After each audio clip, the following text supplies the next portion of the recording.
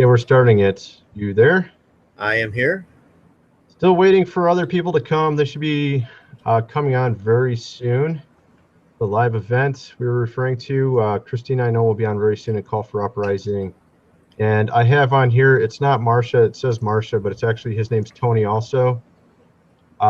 He's the owner of JIL, which creates this video game, and here comes a call for uprising. He's already on here.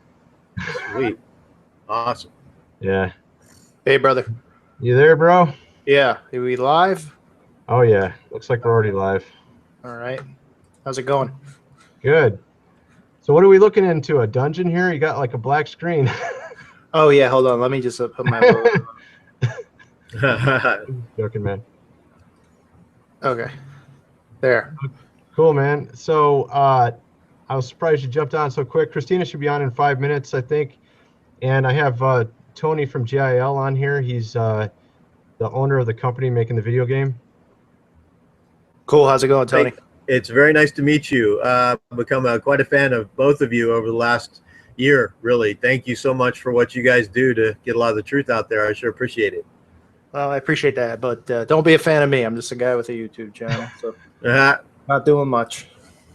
Well, you can have Tony, do you know how to do the screen share during this so you could show people the trailer and stuff and the fundraising goals? That will be the programmer Justin coming on in just a little while. Oh, okay. I'm just going to give some of the background on the storyline that the Lord had given me with this, and then sort of let you guys run with it as you see fit, if that's okay.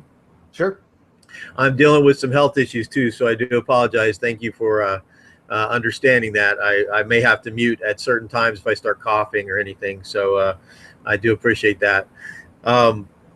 Yeah, the concept, overall concept was I had some friends that worked at Disney back in the late 90s, and they lived in Malibu and went to church with actually Mel Gibson. And there was a lot of talk of Mel recommitting to the Lord at that time in his life from a Catholic perspective, you know, and I didn't know near what I do today about the New World Order, Illuminati, that type of stuff. And so a concept to come into my head, because I'm 49, going to be 50, and I wanted always to do a movie series or a TV series of some kind that was sort of like This Present Darkness. I read that back in the 80s. I don't know if a lot of people remember that, those books, those series of books. Yeah. And I wanted so desperately to see a movie series that was based, biblically founded, you know, solid biblical foundation, but would also show sort of the angels and the demonic battles that go on in the background, right? And 9/11 hadn't happened yet, and honestly, when 9/11 did happen, I pretty much was bought everything that I was told by the government. But a friend, dear deep brother in Christ in the military, who woke me up to that about 6 months after, and anyway, and you know, at first I was like, "You're crazy! Oh my gosh, I believe in conspiracies, but you're talking like the biggest conspiracy of all time." And then he's like, "Just go look, and you'll see that no plane hit the Pentagon. The towers were imploded." And sure enough, as I began to investigate, the Holy Spirit just grabbed me and said, "Wake up, son! Wake up! It's time for you to see what's really going on." And so that was the beginning of process of the Holy Spirit, because our Scripture tells us God will lead you into all truth, and if you're willing to listen. That's why I think you guys have a powerful impact. If you're willing to listen, the Spirit will lead you to those people who are telling the truth. And so it was a process, and I realized then, there's a lot of stuff going on in Hollywood I don't understand myself, you know, and it was very demonic and satanic, as we would, and you guys can obviously talk to that even better than I can. So anyway, the Lord knew, though, and he was protecting me. That script never got into anybody's hands. And so at the time you think it's a defeat, but later on I see, oh Lord, I see what you're doing. And so later on I realized maybe we could make a game, you know, out of this sort of concept. And when Tony, I reached out to him just about, it'll be a year ago, I think in July, Tony, I was doing some work with some other people, and the Lord had led me to a phenomenal programmer, and he'll be on, you know, as I say in a little bit, named Justin. And Justin, yeah, Justin can do just about anything. He's just amazing, but his heart for the Lord is the most important thing. That's what I tell him all the time. He just has a devout heart for Christ and for wanting to get the truth out. So anyway, when Tony partnered with us, agreed to in the last few months, he said, what can we do? What kind of concept? So it really started with Tony and Godrules, where he sort of laid the foundation off of he took it and made better a concept idea that we had. And then I just thought one night, well, I want to throw some of this storyline in about this Christian underground in sort of an end time scenario that thwarts the Babylonian Illuminati NWO. And so I sent the concept out to Tony. God bless him. He loved it. Justin loved it. And so we sort of, based off of his idea, to be honest, of discovering something on this island, and he named it, and aptly so. I thought it was terrifically named, The Secret of Acadian Island. You're going to be a character who you actually discover more about him too along the way, and this movement he's in called the CU, the Christian Underground. And they're there working with other individuals across the world who are faithful to God, faithful to the Constitution, faithful to just the whole liberty concept. And they're being used by God to thwart false flags that the NWO is setting up. And this first one happens to be an underground CERN facility, type of facility on Acadian Island. And you begin to discover as you play the game what they're really wanting to use that for, and how it plays into the final 7-year tribulation period. Hey, Christina, how you doing? Hi, how you doing? Sorry, I was a few minutes late. I was cleaning up dishes from dinner. That's okay. I was running around doing everything too. I was going crazy. That was Tony just talking there. He's the guy that owns JIL for the game. Yeah, hi Tony. Hi. So I'd like to nice to meet you. Thank you. Very nice to meet you. I'd like to say co-owner with Justin, because I couldn't do a thing without him. God bless him. But thank you, Tony, so much. All right. Are we going to meet Justin or? Yeah, he'll be on shortly. Are you sure you're not a clone? You're not a clone of you're not a clone of a Call of Uprising, because you have the same voice, man. And it sounds very familiar. Yeah. No, I hope not. Okay. Hey, Carl. How you doing, brother? Hey, how's it going? You haven't returned my my messages. I've been super swamped, super busy. I'm doing way too many videos as we speak. But I'm just playing with you, man.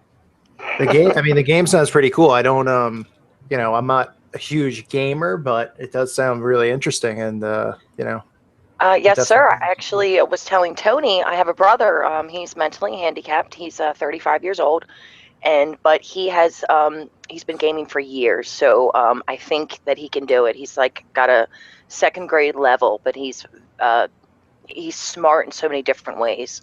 So he's like going to really like the game. So he's been asking about it for months. So that's cool. Yeah. Great. So it'll be a good test too, to see if somebody of his intelligence and what his disability, to see how he goes in the game too. That would be nice to let you guys know. Absolutely. Yeah.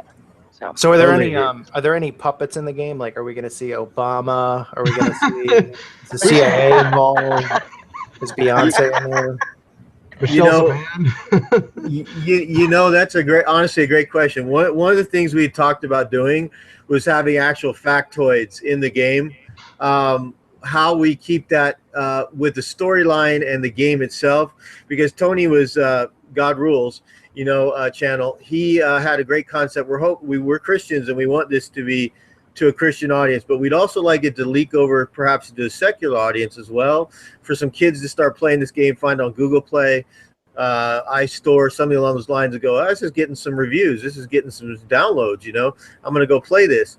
And we want to get out as much truth as we can, keeping with the storyline as much as we can. So we talked about even having factoids in the game, dropping them in somewhere along the line, perhaps Easter egg type of things too. Please keep in mind, as Tony pointed out in his first video, a lot of this is still in development, and we want a lot of feedback from your supporters. Oh, yeah. And we want this to be a series. The second one, I want desperately to expose the banking industry, because it's through the banking powers that Satan has gained control. If you don't have the usury, which the Bible tells you absolutely ex-nay on the loaning at interest, The entire monetary system is built opposite of what God wants for the people. And I want to expose that so badly. It's killing me. And the Lord took me back about 2005, 2006, and he just kept telling me, just like a good father does to his child, he kept saying, go back and read the law, go back and read the dictionary, you know. And I didn't want to. I was like, I can see what they're doing. No. He's like, did I ever? He goes, first of all, I felt the Spirit talking to me. Please, everybody test the spirits. You know, don't just believe it because I say it. Please don't. But I felt it was our dear sweet Father in heaven speaking to me as I was in prayer. And he said, son, how much do I know? And I'm like, well, everything, you know, Dad. I mean, just, you know, you're God, right? And so he does. And he said, did I ever build a nation from the ground up? I'm not talking modern Israel. I said, Father, you did ancient Israel, right? And he laid down the laws and the precepts right from directly, you know, through Moses. And so if God knows everything, he knew how to set an economy forward. He knew what was going to empower his people.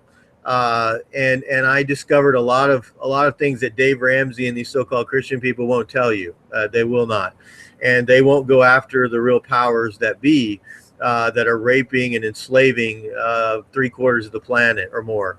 And so the Lord first started with usury and the loaning at interest. And then I said, but Lord, there's this weird verse where you tell people, okay, don't loan at interest within your own nation. That was outlawed in Israel, or supposed to be, right? Ancient Israel. And then I said, but Lord, you said you could loan to foreigners. I'm like, whoa, there's like a big contradiction here. And he said in the Spirit again, go back and read. And I was like a kid, you know, I was like, Dad, give me a shortcut. I don't want to go back and read. But he made me go back and read. And so I did. I discovered the Jubilee system. And when you see the Jubilees, how God sets them up, every 7 years, debts are to be canceled, right?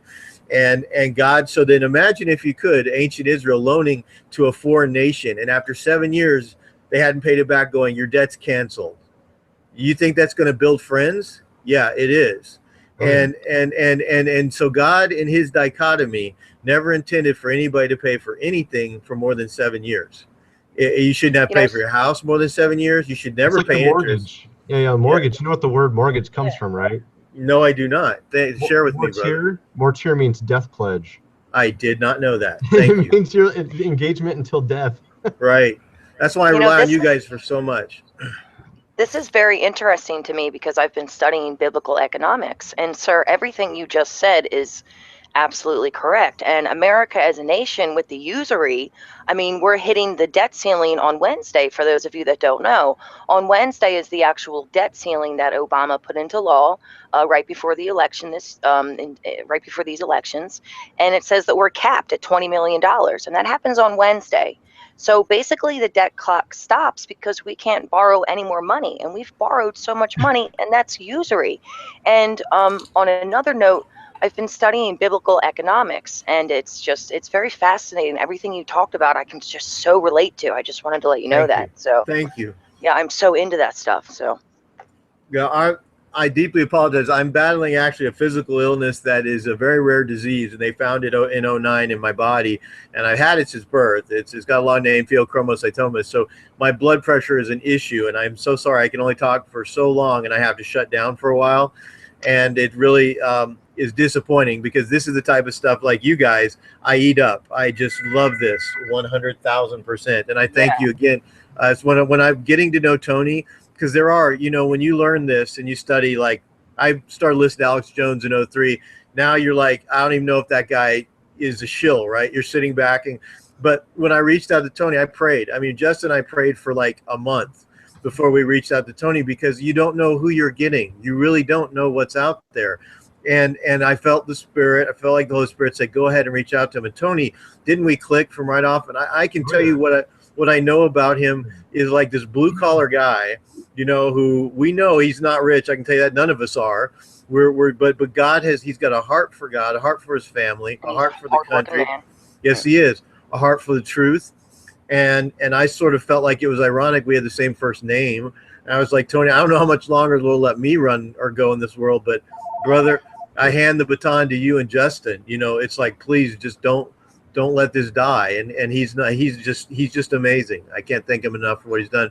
But I love getting to know all of you through him and appreciate what you're doing, getting this truth out there. That's awesome. Can I ask you something about the game? Something that would Sure. be like so awesome to God. Is there anywhere in the game where a non-Christian, because you were talking about how you're, obviously hoping that non-Christians play this, is there anywhere in the game where a non-Christian is actually introduced to the Great Commission and they learn about Jesus and they can go, well, hold up, and Chuck, then they can go and look more? I want that so badly, Christina. Oh yes, of course. Justin and I have prayed about that. We talked with Tony. Yes. Oh, sweet Christina, how I want that in a game because it's not anywhere else. Yeah. And and Just thinking off the top of my yes, head, like people get these night terrors, right? yes, So this guy, like, what if he were to get like this terrible night terror attack, and he wakes up and as far as we know, that Jesus Christ is the only thing that fixes these night terrors, or like there's so many things where the name of Jesus is the only thing that works, where that you could throw into the game. I'm not professional at this, but where somebody would be like, whoa, whoa, whoa, why did that work? And then they would, have to go on from there. right. So. These are great points. He's actually, at least in my understanding of what we have so far in the game concept and my storyline, he's already a Christian. His name's Macklin, Dr. Cole Macklin, and those names mean something. I didn't just throw those names out there. His first name means peace, and Macklin means disciple of John, Saint John, right? And that actually plays into the storyline because I'll drop a bombshell here that's been put in a couple of other fiction books too. We haven't made this decision. This is stuff that would be later sequels, right? But in the storyline that I had for the movie script I wanted to write called Angel War, and then since then, this was back in '99. Since then, a lot of books and things have been called Angel War, Angel Wars. At the time, that was the original topic for it. But in that storyline, the Christian underground precludes that you're a Christian, right? So he's a believer, and every one of these names has meaning. And you later find out, and here's a bombshell, at least in my storyline, you won't find this out in the trilogy of movies until the third movie, but the guy who heads it up is actually St. John the Apostle, who hasn't died, right? Because there's that weird twist at the end of the Gospel of John, and will John live? Now, I don't know that John's alive on the earth, and I'm not putting stock in that. It's just an interesting twist in a storyline, that could be possible, that's sort of hinted at in scripture. But what a horrible thing, for John, if he had now if you study the apostles, and I have a little bit in the church father stuff, most every one of them record John passing, including his own disciples. So I'm not telling you John's really out there. I thought it was a neat thing for a storyline that there was that hint of it at the Gospel of John that was sort of left open, that this disciple would not taste death until all these things be fulfilled. And I thought, well, what a neat twist, and so actually Cole Macklin would be a disciple of St. John the Apostle in this storyline, right? Because some of this is fiction, but we want the fiction to be based on truth in the real world of what's actually going on, right? So when Colm, and this was all Tony, by the way, good job, Tony. When Colm is facing these hybrids, you find out in the underground base they're making animal-human hybrids, which they're doing, and somewhere, and whether it's Dulce, New Mexico, or wherever it is, they're making animal-human hybrids. They're making the X-Men. That's their goal. And amongst a million of them goals they got, ungodly things, and it's a return to the days of the Nephilim, of the fallen ones, in the flood age and all that.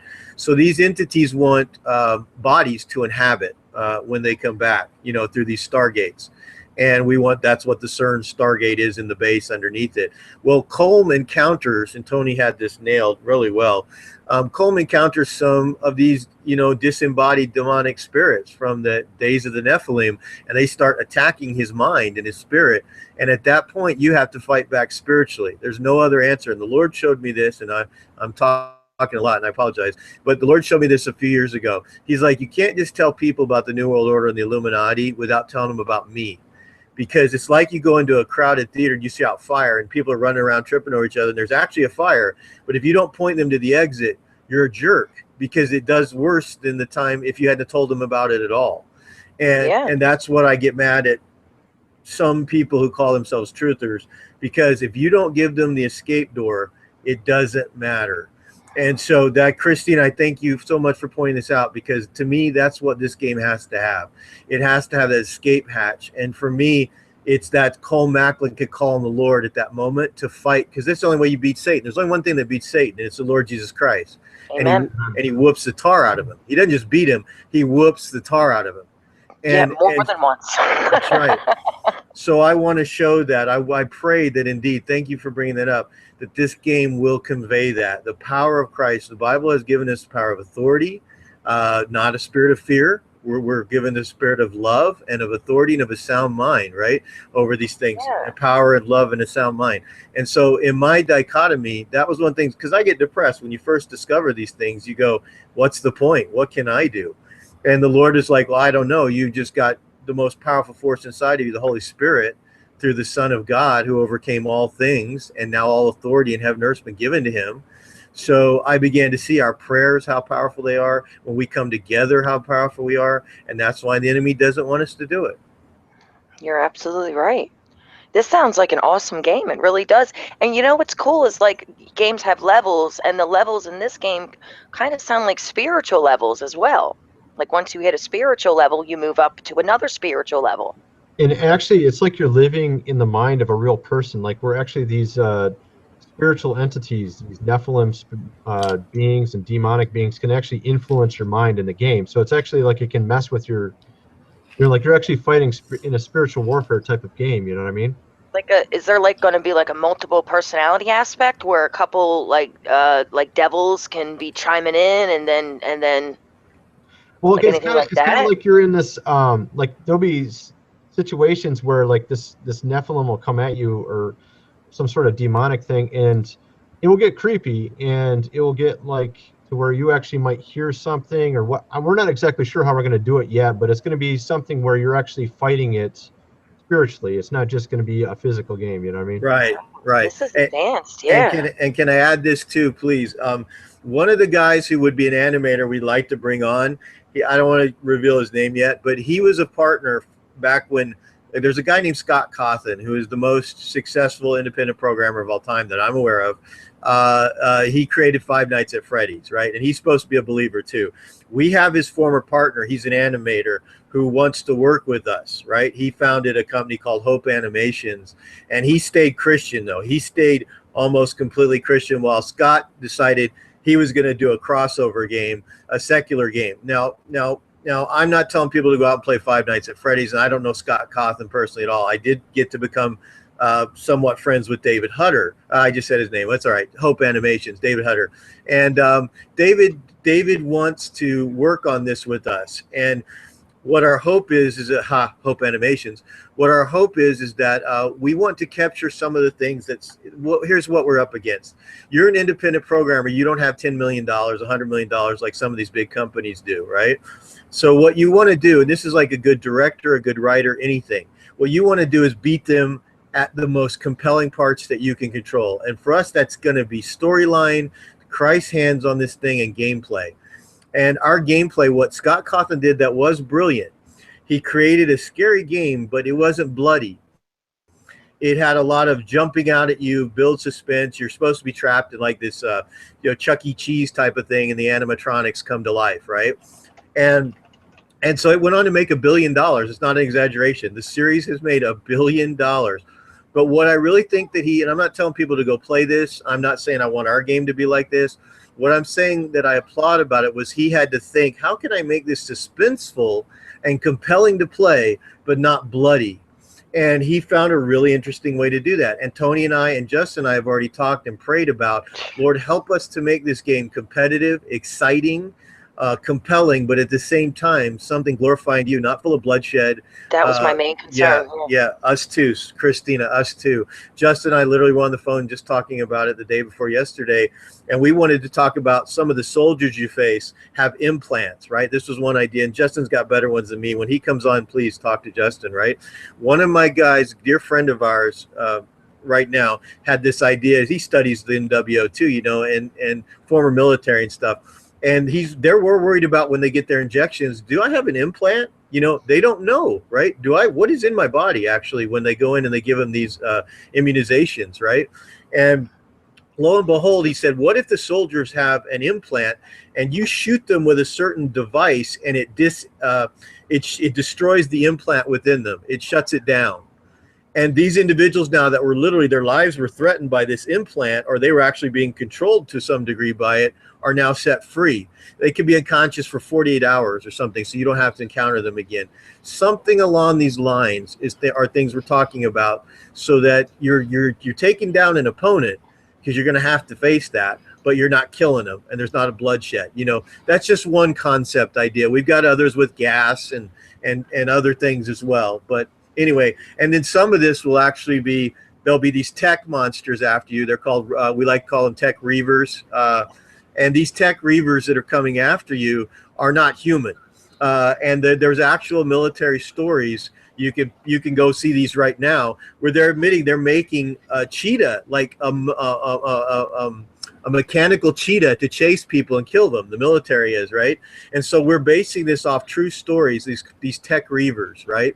And so some of the things you'll be facing won't actually be human, and they won't actually, you can actually blow them away, you know, because they'll be mostly mechanical, you know, hybrids and things of that nature. Wow, that all sounds interesting. I see that Justin came in. Hello. Hi, Justin. How are you guys? Good. Good. How's my mic? Is it coming in loud enough? We can hear you. It's not bad. It's okay. Okay. It's good. This is Justin, the programmer. This is the guy that is making most of the game. For the most part, he's doing all the programming. Hey, everybody. Hi, Justin. I am just getting set up here, so Okay. give me 1 sec. That's cool, bro. I couldn't help but brag on you, brother, for everything you do. Oh, I appreciate it. I'm sure I'm highly overrated. Highly overrated. You're doing pretty good, bro. I mean, you got some good footage already, and game's looking spectacular so far, so I wouldn't say that's overrated. It sounds absolutely wonderful, actually. It sounds great. Thank you. It really does. It sounds so much more biblical than I had in mind. I mean, Tony obviously told us this was a Christian game, blase blase, but he did not tell us that the creators were so sound, you know, so sound in their faith. So that's just awesome. Thank you. I appreciate it. That's one of our big goals. When we go into this thing, we're not going in to lollygag and be so mixed with the world that you can't tell the difference. We want to definitely make a difference. And it sounds like you are. You're doing a screen share right now, right? Can people see that, I guess? And yeah, I'm screen sharing.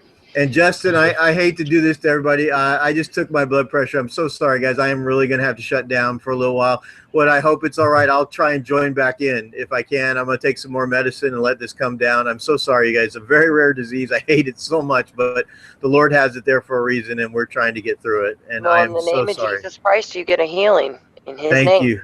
Thank you. And right. I received that, Christina. I try to pray for that every day. Yeah. I just thank you guys for what you're doing. I'm going to keep listening, and then I will try to come back on later if it's at all possible. And I just thank you, Tony, for everything, for even believing in us, brother. And Justin, you just take it from there. Show them your unbelievable talents, my brother. Unreal 4 and other things. Oh, man. So I'm sitting here reading a lot of the chat messages. We have a lot of questions coming in, like what computer programming language this is developed in. You're going to see some things in this game in C++, some of it in blueprints, Unreal Engine 4's blueprints. And as far as 3D development altogether, the art style, I use 3D Code 4.7 for the majority of it. And for animations, I use Maya 2016. So just figured I'd get that out there to those who are curious. Epic Z, Blueprints sucks though.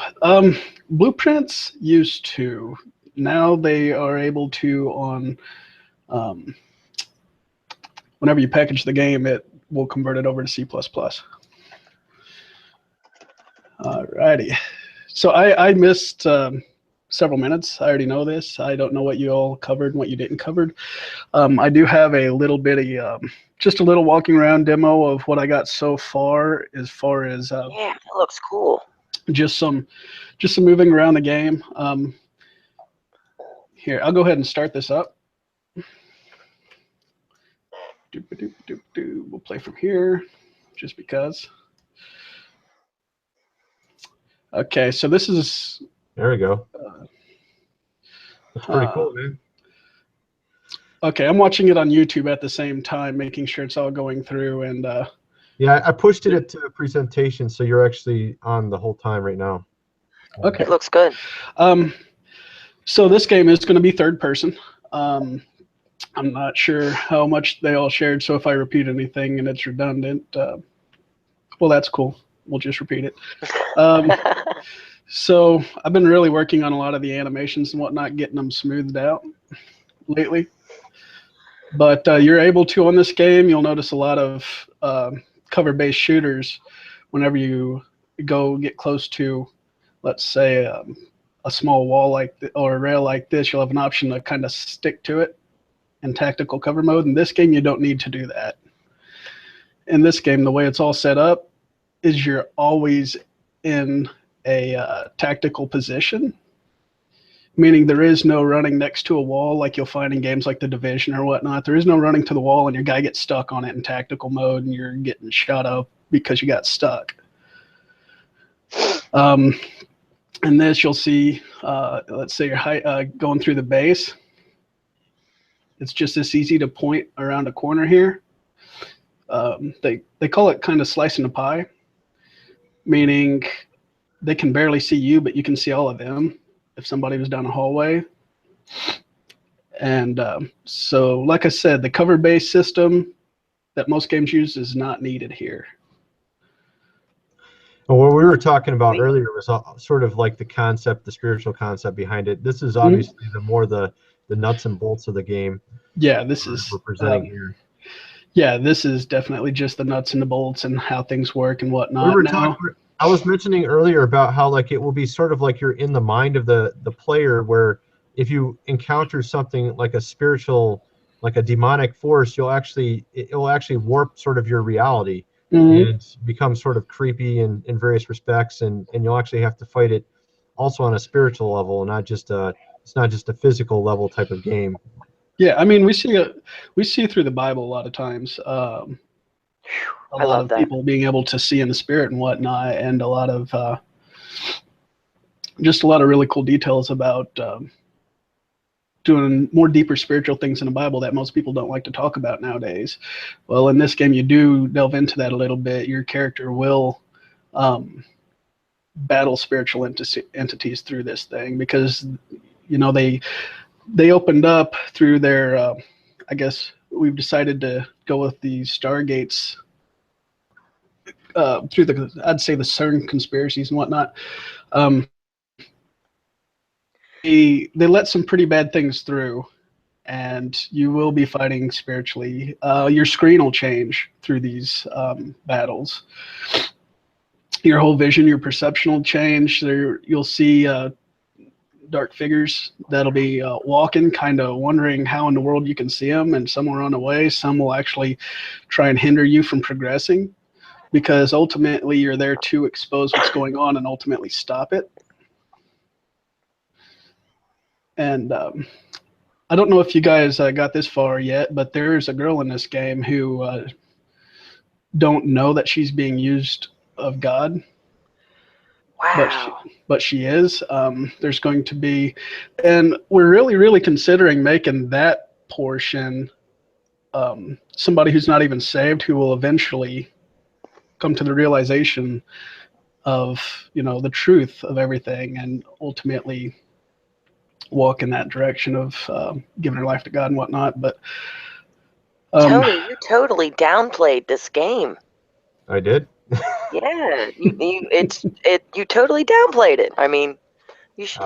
It's so much more awesome than you made it sound to be. So much more biblical and just like. I mean, no. I'm not. I didn't mean to insult you. I should have worded it differently. No, that's fine. I'm okay with you just downplayed it, like, you know. So that's a good, you know, technique. That's that. But maybe you don't know what you have here. It's just, I just think it's so cool because it also opens you guys up for so many, like you said, like version 1, 2, 3. You know, you can get all the way to the Millennial Kingdom, and you know, like there's so much opportunity here. I totally just read somebody's comment that said, "Let's punch Bahamut," or Baphomet. That was so funny. Where did the call for an uprising go? Is he gone? What happened here? He's been in the chat a lot. Okay, he just left. He's funny. When he does live shows, he hands the mic off to somebody else, and they'll be by themselves on his live show. It cracks me up. You guys know what I'm talking about. So he's in the live chat. Okay, I see what's going on. Well, I think he left for a second, but he'll be back. Okay, cool. I was just kind of wondering what happened there. I'm going to take you guys through something here in this game. Yeah, this thing is so cool. We're going to be sneaking. We're going to be sneaking past some people, and so far the AI is to the point where if they see you, they'll chase you. Oh yeah. So there is that. Now, what's the weaponry? Because I know you try to take so much gore away. So what happens when an enemy's there? So in this game, we're not going to be the type of game that you just run and gun and shoot somebody and watch your head explode just for fun. This game, we keep the violence in a context. So if you have to shoot somebody, it's for a reason. You're not just going to go kill somebody for. It's a giant that's trying to rip your head off. Yeah, exactly. This is like a Rambo game. This is more like stealth, and actually you're going to have ghost armor, which you'll be actually invisible in certain places, and the whole idea is the armor of the Holy Spirit. You guys have that in there? Well, this is ghost armor. This, for example, watch the screen and I'll show you. Are you saying like holy ghost armor? Oh, yeah, no. Like I mean, all of the armor of the Holy Ghost, and the shield to quench all the fiery darts, and your boots, and even the cape on the back. I mean, the helmet of salvation. That armor, all that stuff. That armor is actually that kind of armor is actually going to be coming in a game after. Yeah, I got really excited. Sorry. Oh yeah, it's cool. But that's like so cool. All right. So all right, this armor, this is ghost armor. The reason we call it ghost armor is because you can go invisible. Sorry, I got kicked off. Oh, you got kicked off. Okay. This happens to me all the time. Every 30 minutes or so, I get signed off of Hangouts. It's really annoying. Oh, man. Yeah, for the person in the chat, I quit smoking over 2 years ago. Thank you very much. Now, as you guys you're still developing it, so you're gonna add, stuff to it. Oh yeah. You guys should. Yeah, are you gonna add you should. I mean, my advice would be like adding George Soros to the game and guys like that. Like how you added ping pong pizza to your introduction. Who was it? When I saw that, I was like, yes. And then allow the audience to imprison them, and then give them some private justice of their own. You know what I mean? Some of that biblical justice. Yeah. I mean, I would love it if there was a game with guys like there's a mob outside, and then George Soros is there with his wallet. That's a great idea. Like, then you just have to arrest George Soros and lock. Yeah, like Antifa's on the side, and you got George Wallet handing out everything, and yeah. The only thing that would be better is if it happened in real life. I think we have to put sort of a different name, though, right? It can't be George Soros. It'd be right? Yeah, but as long as it looks like him, and then you could have give him Jorge Soros or put his Zionist cloak on. Sortos, we'll call him Sortos instead of Soros or something. Yeah, like James French Toast. I don't know. Yeah, we have to make it funny like too. You gotta make it funny James instead Pizza of Obama. Yeah. This game I was thinking we're gonna have to put that in here where it has like these guys that are really depraved. We're not gonna be showing a lot of that kind of stuff because that's just not good for the game and people watching it. But we'll have to let that be in the context of the storyline. You know what I mean? Mm-hmm. There's these evil type of people running this, some sick, twisted people. So, oh, man. But I like this idea of adding some famous names in there, and we can make their names funny. So they're because before the guy was saying about Lady Gag Me. Yeah, he was talking about the banking, like he wanted to expose the banking system. So he should have like Lord Rothschild in there. Yeah, you can call him whatever. You can call him Lord R. I mean, Yeah, he should definitely. Yeah, you should definitely have J.P. Morgan and all the big banksters, and he was talking about the economics and the usury. So yeah, you could have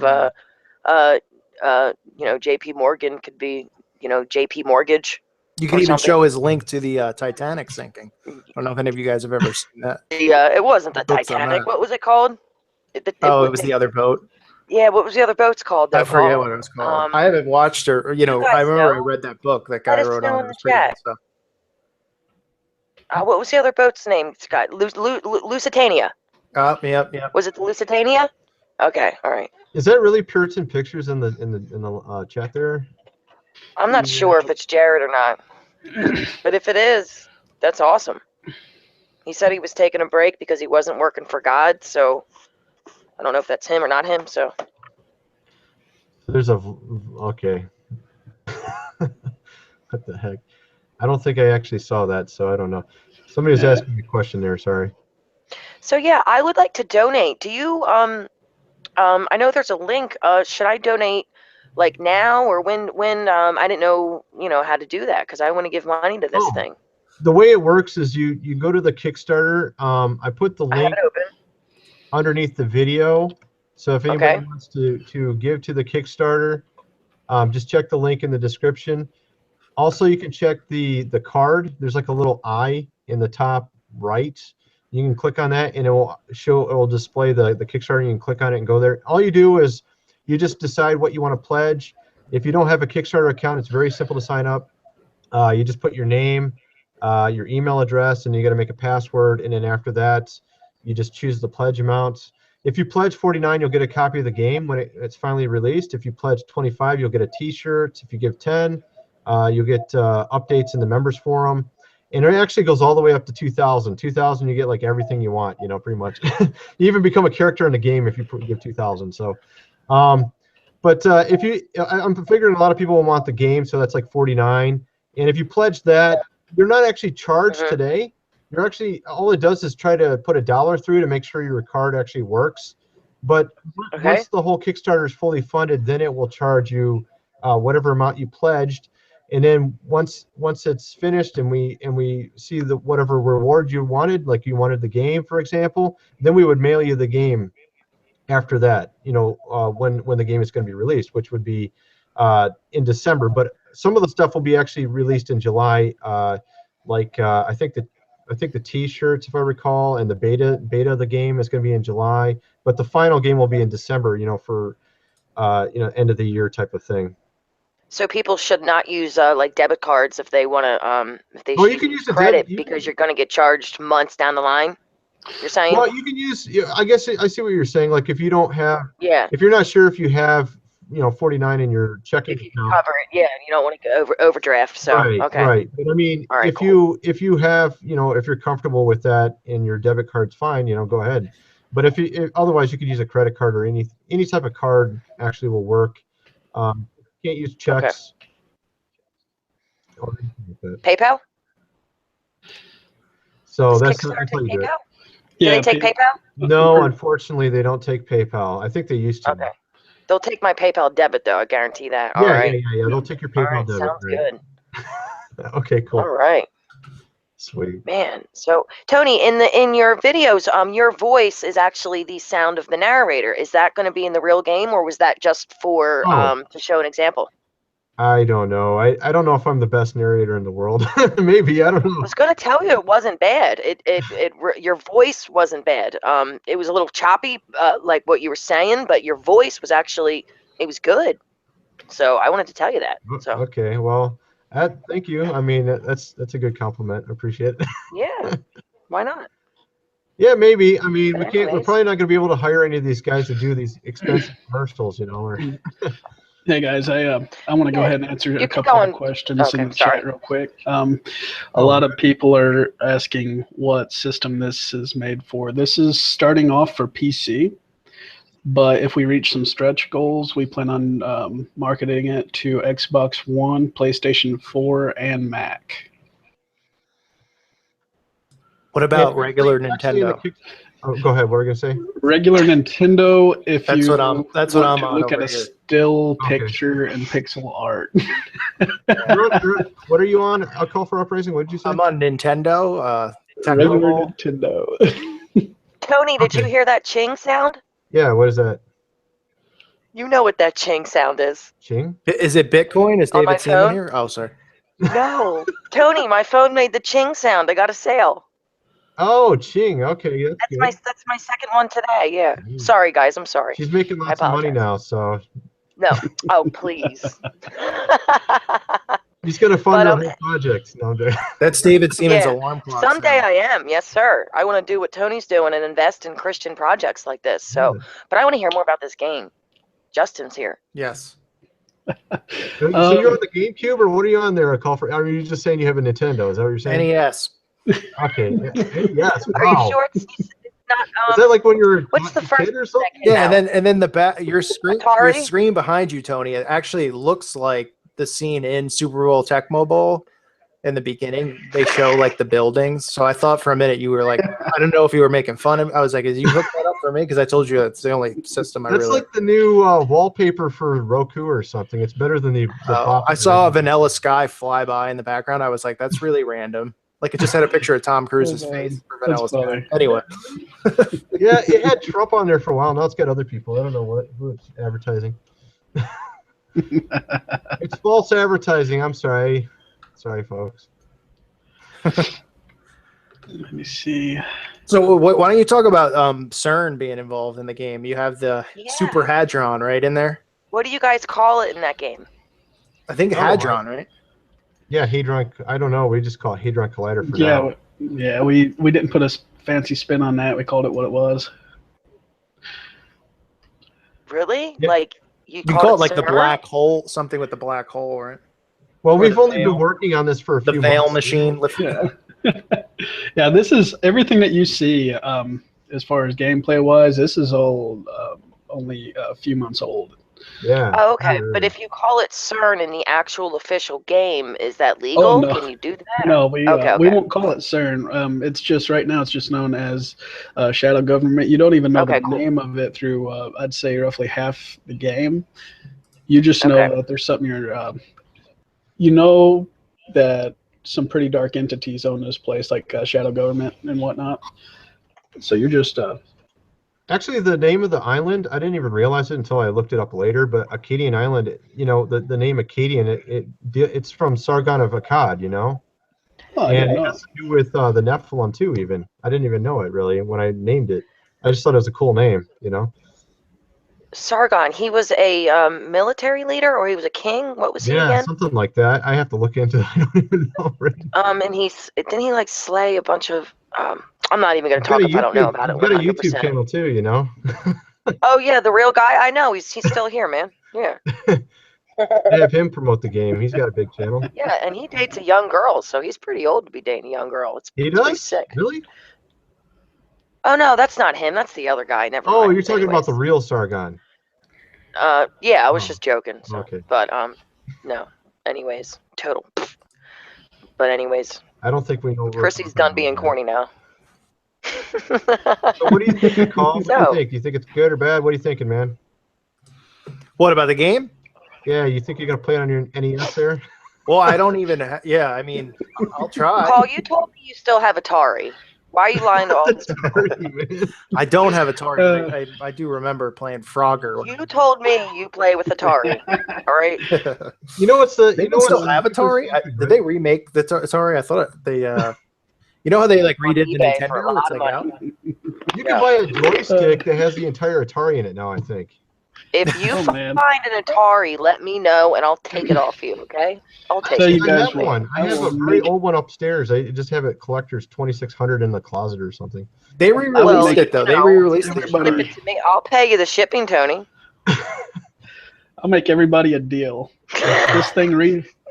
If this thing reaches the highest stretch goal, I mean, we're talking stretching way out there, I will personally make a pixel version of this game that you can play on your computer that looks like a Super Nintendo. Sweet. Okay. All right.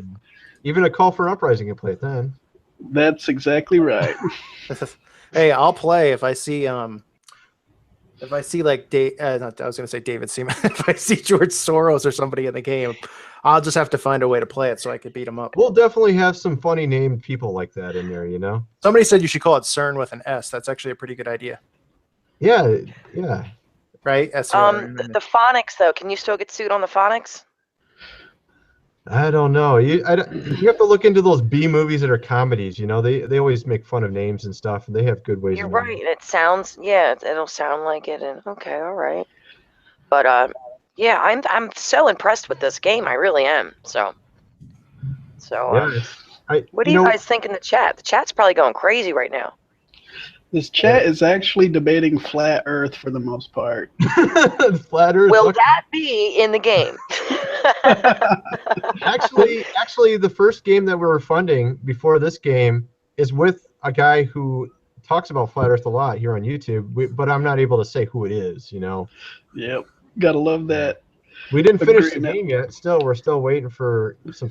Well, that's easily narrowed down, you know? Yeah, we can narrow that down, but let's not do that. But yeah, like the UN, you could show the UN map. Just don't show a globe, because like the flat Earth Christians, I'm not telling you what to do. But if you show a globe, they're just gonna shut the game down, and they're gonna be like, they're not flat earthers. So, you know, I'm not making fun of flat earthers. I'm being dead serious. No, like, I know. I got lots of good friends. Some of the guys that are coming on here are flat. Zen Garcia's a flat Earth. Yeah, yeah. I've started to research it, and I can't prove that the Earth is flat, and I can't prove that it's round. But I know that's not what we're talking about. But I'm just saying they're very sensitive. I've noticed that in the community. So I invited Jeff C. He's very anti-flat Earth, though. So we have flat Earthers and yes, sir. We're gonna have this if we're not careful, you know. So yeah, well, we'll be okay. This is Christian channels. This isn't, you know, other channels. Yeah, I want to avoid that sort of, but yeah. So. Oh man. I invited Mr. Thrive and Survive, but I think he has some migraine issue right now, so I don't know if he'll come on. Is there a character of the Vigilant Christian in the game or no? He's supposed to come on this chat too, man. I mean, if he gives $2,000, we can make a character of him on the game, or we can make a call for uprising on the game, man. Oh, that's okay. I don't want to be in there. I'd rather remain anonymous, but. We can have we can have your video in the game somehow as like a little funny, like little what do you call it? What do you call that, Justin? Where you have like a little extra, you know what the right word is. You could have somebody say, "Give me a break." Give me a break. Yeah, we could have like a call for uprising version of the guy where he has like sayings that call for uprising always says, like, "Give me a break." Bada bing, bada boom. That would be pretty funny. Oh man! So if somebody pledges $2,000, they actually get in the first version that's put out. There's their own character. Yeah. Mm-hmm. Now that's cool. Like they play with their own character, or no? Yeah. How does that work? Well, the character will be a side character in the game. It won't be the main character. Yeah. The main character. The character's the main character. Yeah. But you will see a side character in the game. It'll be either just somebody in the upper parts of the base where all the chaos hasn't happened yet. Just walking around the base. They'll be in various spots. That's cool. As long as they're not like a Nephilim. Can the person pick whatever they want, like for the character? So if somebody donates $2,000 and they're like, they want Hulk Hogan in the game. Like, would you have to do that? Yeah. No. Well, no, actually, like Oprah. Right?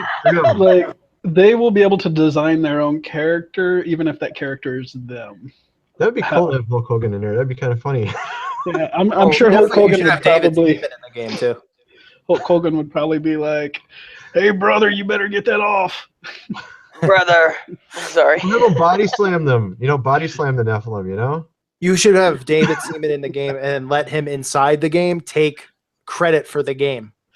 I see you don't like Seaman very much. It's pretty well, Seaman's pretty much got Jeff's channel shut down.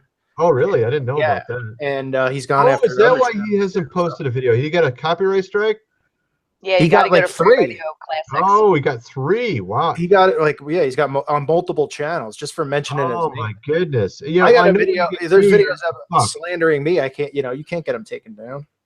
He shouldn't be. You guys shouldn't have a war in that whole realm of Pizzagate. You're fighting each other. You shouldn't. That's just.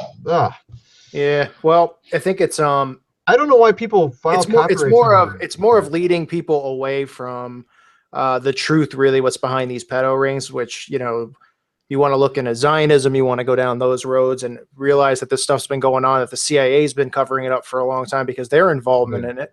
And, then you get people talking about it and just saying that it's, Hillary Clinton, it's a few people and it needs to be shut down, as if it's going to end forever. And it's not something that's been going on rampantly around the world for a long time. So, it's kind of getting people to put their trust in Donald Trump and, oh, he's going to drain the swamp and this stuff. And it really, people need, if they want this stuff to stop, they have to become educated with who's behind it and whose teachings are behind it. And, what the CIA's involvement is in it.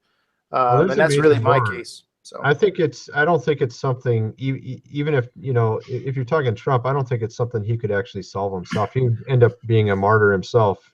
Right. And while I believe obviously Pizzagate's real, I've talked about it, for a long time, and you're the one who told me about it. And then I was one of the first people to make a video on it. And then it really just got out of control. But what was I going to say? I lost my train of thought about, just that no victims and stuff have come forward. So that's why it's really important to raise awareness about it. That's really to also point out these other ones where there are victims that are coming forward, and what's happened to these victims who are victims. It seems very strange with, there's victims that came forward with what's the one in England? I can't remember what that one's called. Hampstead. Yeah, Hampstead. Yeah, that one's. Yeah, really, there was over 1,000 victims that came forward in McMartin. There's so many. So that's why it's for me, it's an emphasis. It's good to raise obviously awareness about this stuff, but it needs to be more widespread. People need to become aware that this has been running rampant instead of just demanding for something to happen with Pizzagate. This should be a worldwide thing where people are uncovering these rings, realizing who's behind it, who's protecting it. And, that's how you really stop these things from happening. And that's why I constantly talk about the Talmud and the fake Jews that we're warned about in Revelation and throughout the Bible about, Israel, and people kind of can't grasp that because they hear Israel and then they go, well, Jesus is Jewish. And what are you talking about? Israel's great. They don't understand that the Rothschilds own 80% of Israel, if not more at this point. And, the synagogue of Satan really is controlling Israel right now. So I don't know. It's just important to get awareness out, in my opinion, about it. So I think it is important too. It's just really kind of like, it's like you're going against the prince of the air. You know what I mean? In a sense, people don't realize it's not a physical battle; it's a spiritual battle with this whole thing. Yeah. And I think and awareness is really what's key, because people say, well, what can we do to stop it? Well, raise awareness about it. Let people know. Look at the CIA operations that have been covered up. You're talking about the wiretapping and stuff. That's nothing compared to the stuff the CIA really is behind. You want to talk about the Finders cult. You want to talk about MK Ultra. I just heard about what's his name, Paul Walker. Some are saying that he was actually killed by the CIA. Have you seen that yet? You haven't heard about that yet? Oh, he got knocked off again. Call for Uprising got knocked off. Oh. So I'm on the Kickstarter page, right? And I just want everybody to know that I signed up, and I didn't even have to give my last name. I don't know if it said first and last name, but all I did was put in Christina, and it allowed me to sign up. Wow. And I'm on the Kickstarter page, and as like a really special person, let's pretend I'm special. Am I backing this project, or am I just pledging, or is it the same thing? Because I don't know anything about Kickstarter. Yeah, it's the same thing, backing and pledging. It's the same thing. Okay, all right. So anybody can press back this project or just pledge. Right. That's exactly. cool. You guys got a lot of backers right now. Oh, we do? Some people are getting some action figures. All right. Yeah, I haven't even looked. I haven't looked. I've just been because I'm trying to pledge, and I signed up, and it was so easy to sign up because I don't like getting spammed and stuff. So. Oh yeah. And when you get your last name, they end up getting your number, and they end up calling you, and so I didn't even have to give my last name for anybody that wants to know to Kickstarter. Just my first name. Yeah. So yeah, if you guys want to get in this, let's sign up. The link is underneath the video, or you can click the I on this live stream here, and it will go directly to the Kickstarter.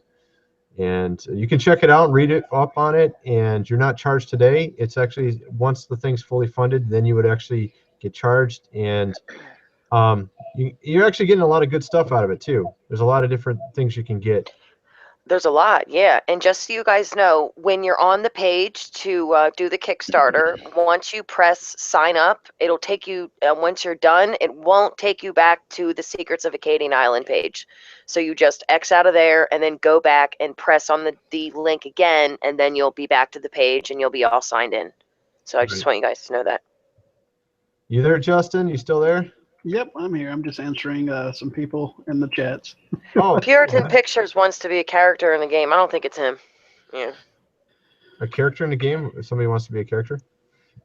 Puritan Pictures, apparently. I don't think it's him. That's not nice to set up dummy accounts because, like, somebody set up a dummy account for a call for an uprising, and I heard somebody say something like, well, you can't do that. It's the same name. Well, guess what? A capital I and a lowercase L look the same. I remember another YouTuber by the name of Cole Casper. Somebody was making like 4 or 5 troll accounts, and they were using like for the L, they were used like a capital I, and they would just change things around like that. And that's how you can do a troll account. So capitals and lower cases, they look the same, a lot of letters. So that's how that can happen. So Puritan Pictures has been deleted, so I guess anybody can make it up. Thank you for assuming, I don't Christina. know. Somebody Yeah, just did it to definitely me. not you, Jared, because Jared would never talk to me like that. So thank you anyways, fake Puritan Pictures. But just letting you know that anybody can set up a troll account. So, yeah. Yeah, I just had it happen to me. It's been happening a lot. I mean, it doesn't get under my skin. I just want Yeah. to make people That's what I was aware that saying, is that there's some they probably sick people with replace free time out there. Now, I don't know if that's Jared or L's not, with capital I. So, no, that's not Jared. Jared would never speak to me like that. Never. So he's a Christian man, and he would never speak to me like that. So Oh, I didn't see what he wrote, but he just said, thank you for assuming, Christina. Jared would just say, yes, it's me, or no, it's not me. I mean, plain and simple. So no, sorry, I got cut off there, but I wanted to finish with the CIA stuff because Okay, go ahead. I was thinking you yeah, got go cut for it. off. I mean, it's the stuff that's happening now. Obviously, those of us who've been awake, with the Patriot Act and the government spying, Big Brother, all that stuff. I mean, that's just like nothing, right? It's like everyone's aware that we're being spied on and monitored around the clock. But what's good about this is that even if the WikiLeaks is tampered or whatever, because obviously people have a tough time trusting it, and I don't blame them. I don't know if I fully do, but when people start to realize what the CIA is behind, and you just start investigating it, almost every single event in history, at least since the CIA has been set up in this country, is linked to the CIA. You're talking about Jim Jones in Jonestown, MK Ultra Project, linked to the CIA. You're talking about Waco with Koresh. He's linked to MK Ultra as well. Right, yeah, he was. Charles Manson linked to MK Ultra as well.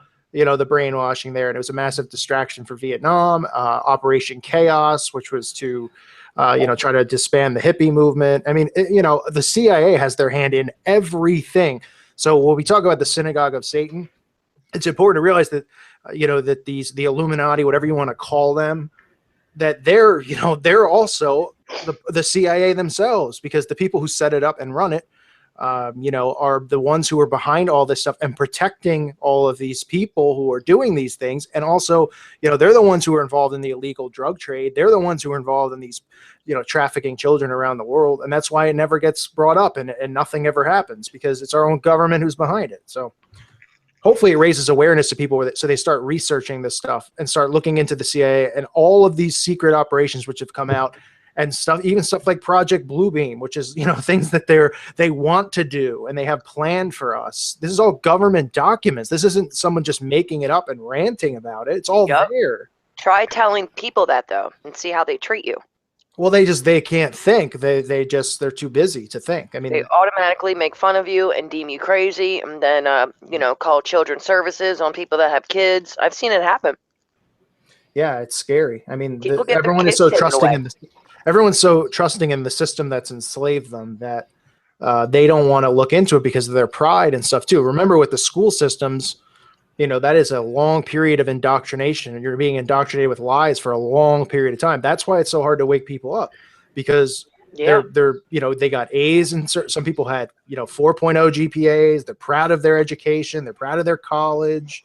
And that's what it comes down to with them. They don't want to realize that what they've been taught is fake, is lies. They wasted years and years of their life. We all did, going through the school system, without, look at the stuff that we don't know how to do. People don't know how to farm. People don't know how to really build, for them. All things that every person should know how to do, in order to live and survive off the land on their own without needing the government's assistance. None of us know how to do, because they want us all obviously to be fully dependent on them. And that's what the world is now, Yeah. On a different note, I just didn't want to lose this thought. I'm thinking about the game. It has to deal with Nephilim and the giants. So the rainbow. So God, you guys know how the rainbow came. God promised us he would never destroy the world again with a flood because of what happened with the Nephilim. So like in the game, okay, so gay people, they use the pride and rainbow and all that stuff, especially in Ireland when it was the first country. The double rainbow showed up. God was like, here's 2 rainbows. I'm letting you know that I'm not going to destroy you. Here's a second one. So like in the game, like if you beat all the levels, like this big rainbow appears and you're like in this beautiful thing because God promised he wouldn't destroy the world and you just killed all the Nephilim. Yeah, Just, this is I more just- like a stave, to set them back. So Yeah, I know. It's just a cool idea. I'm a female. Come on. to not bring about the end times at this time, because they're always, you can tell with how the elite are, they're always trying to bring about their agenda as early as possible. It's pretty obvious how they work. And if you're hindering their takeover of the world, with the Nephilim and all this, you're staving it for another day. You know what I mean? It's not like you can stop revelation from happening. You know what I mean? Yeah. Hey guys, I'm going to respond to somebody on the chat real quick. Lori Cheryl, go ahead and send that request over to secretsofacadianisland@gmail.com. All right, that's it. Oh, okay.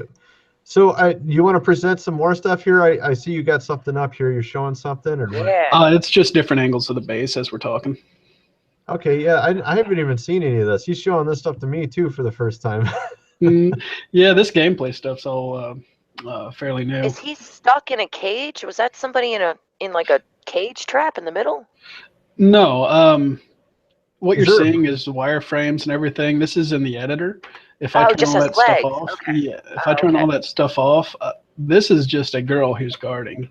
Oh, that's okay. Yeah, she's a mercenary. Okay. Wow. She looks like she's not somebody you want to mess with. Yep, and in fact, a lot of these people are clone mercenaries that are actually programmed to simply follow orders. Wow. So a lot of these guys like have no cyborgs conscience. or something, or what's going on? No, they're literally brainwashed clones of. Oh my goodness. Brainwashed clones. It sounds like some of the Hollywood guys. Like legit, a lot of these guys, they will. That's how come a lot of them look similar to each other, is because they actually are. They're clones. Wow. They have a mission given to them, and that's what they do. They don't ask questions. They just follow orders. This is looking really good, man. This is looking I like how the metal looks. It looks realistic. It's very advanced. I mean, I don't play video games anymore. I last played Crash Bandicoot.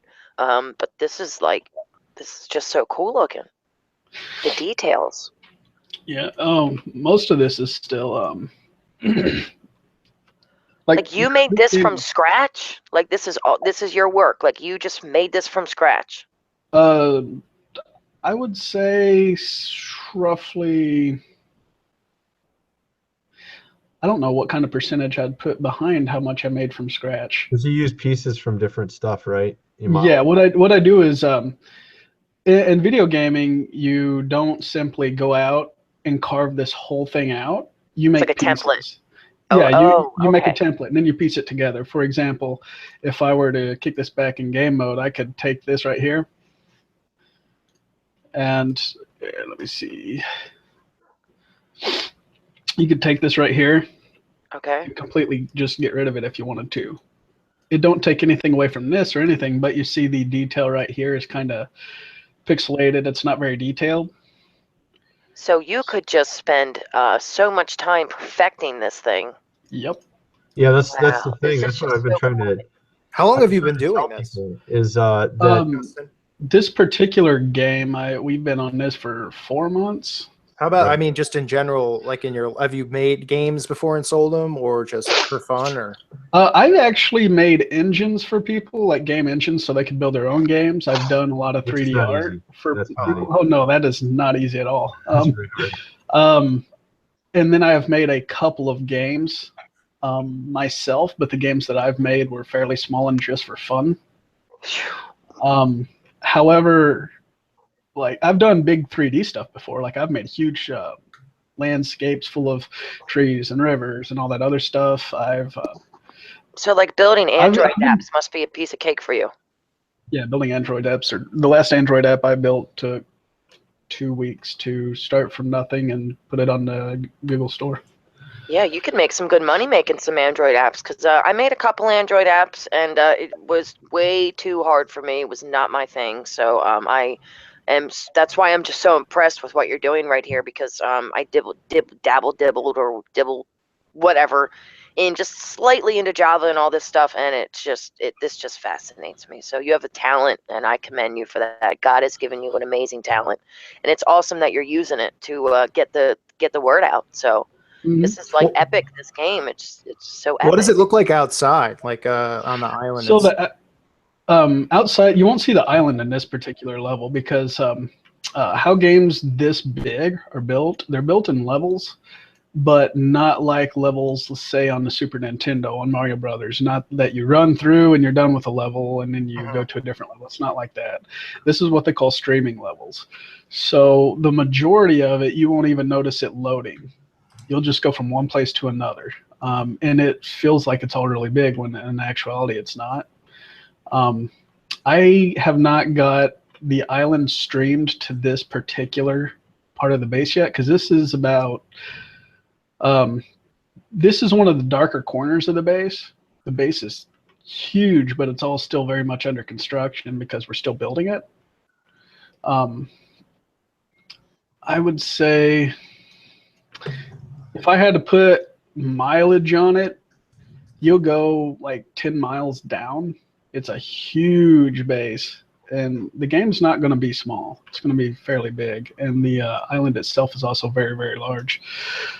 Let me see. Let me answer your question. Epic Z, have you got any memory leaks?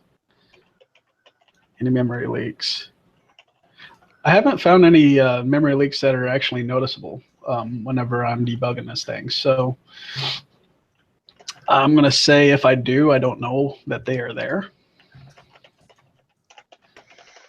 Let me see here. Here in a minute, I'm going to pull up the island itself and just fly around it for a little bit and show you a little bit about how the island looks. Now, the island is far from done. The island is so big that there's just so much left to do on it, and I'm working on the ocean shader. Yeah, it's already with this game. He's already improved how it looks a great amount just in a month or two. It just changes and gets better and better because he has to mess with the shading and some of the textures and just trying to make it look more realistic in various respects. You got shadowing and a lot of other factors. I want to answer this guy, Marcus Williams. I'm not going to give a direct dollar amount, but I can tell you that all the money that we've put into just the labor portion and assets and things of that sort, it's the Kickstarter is probably going to cover most of it, but we're not here to make we're not here to get rich.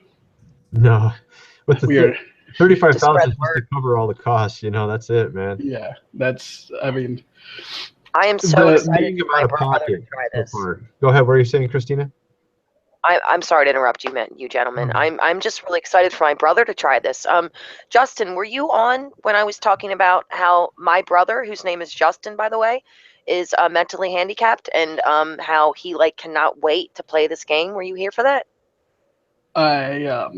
No, I wasn't here for that portion. Okay, well, he is he's a gamer. He's into all this stuff, and he can definitely play this. He's at this level. Now he only has a second grade reading level, but like I said, he plays these kinds of games all the time, and he's been wanting to try this game, have this game for months, and I've been telling him it's not going to be out for a while. But we were just talking about how it would be interesting to see how he can advance in the game, how well somebody of his level of retardation, how well they can get through in the game. So and by the ways of it, he's going to have so many questions, but not questions that pertain to how to advance in the game, but spiritual questions. And that to me is just cool. It's just cool. It really is. So Yeah, this game should be. I'd say if he's playing another game similar to it, then I don't see why he couldn't play this game and Yeah. progress through it. Yeah, I mean, we're very selective of what violence, but yes, all this stuff, stealth, all that, he knows, he does it, he plays it. So, Mm-hmm. yep.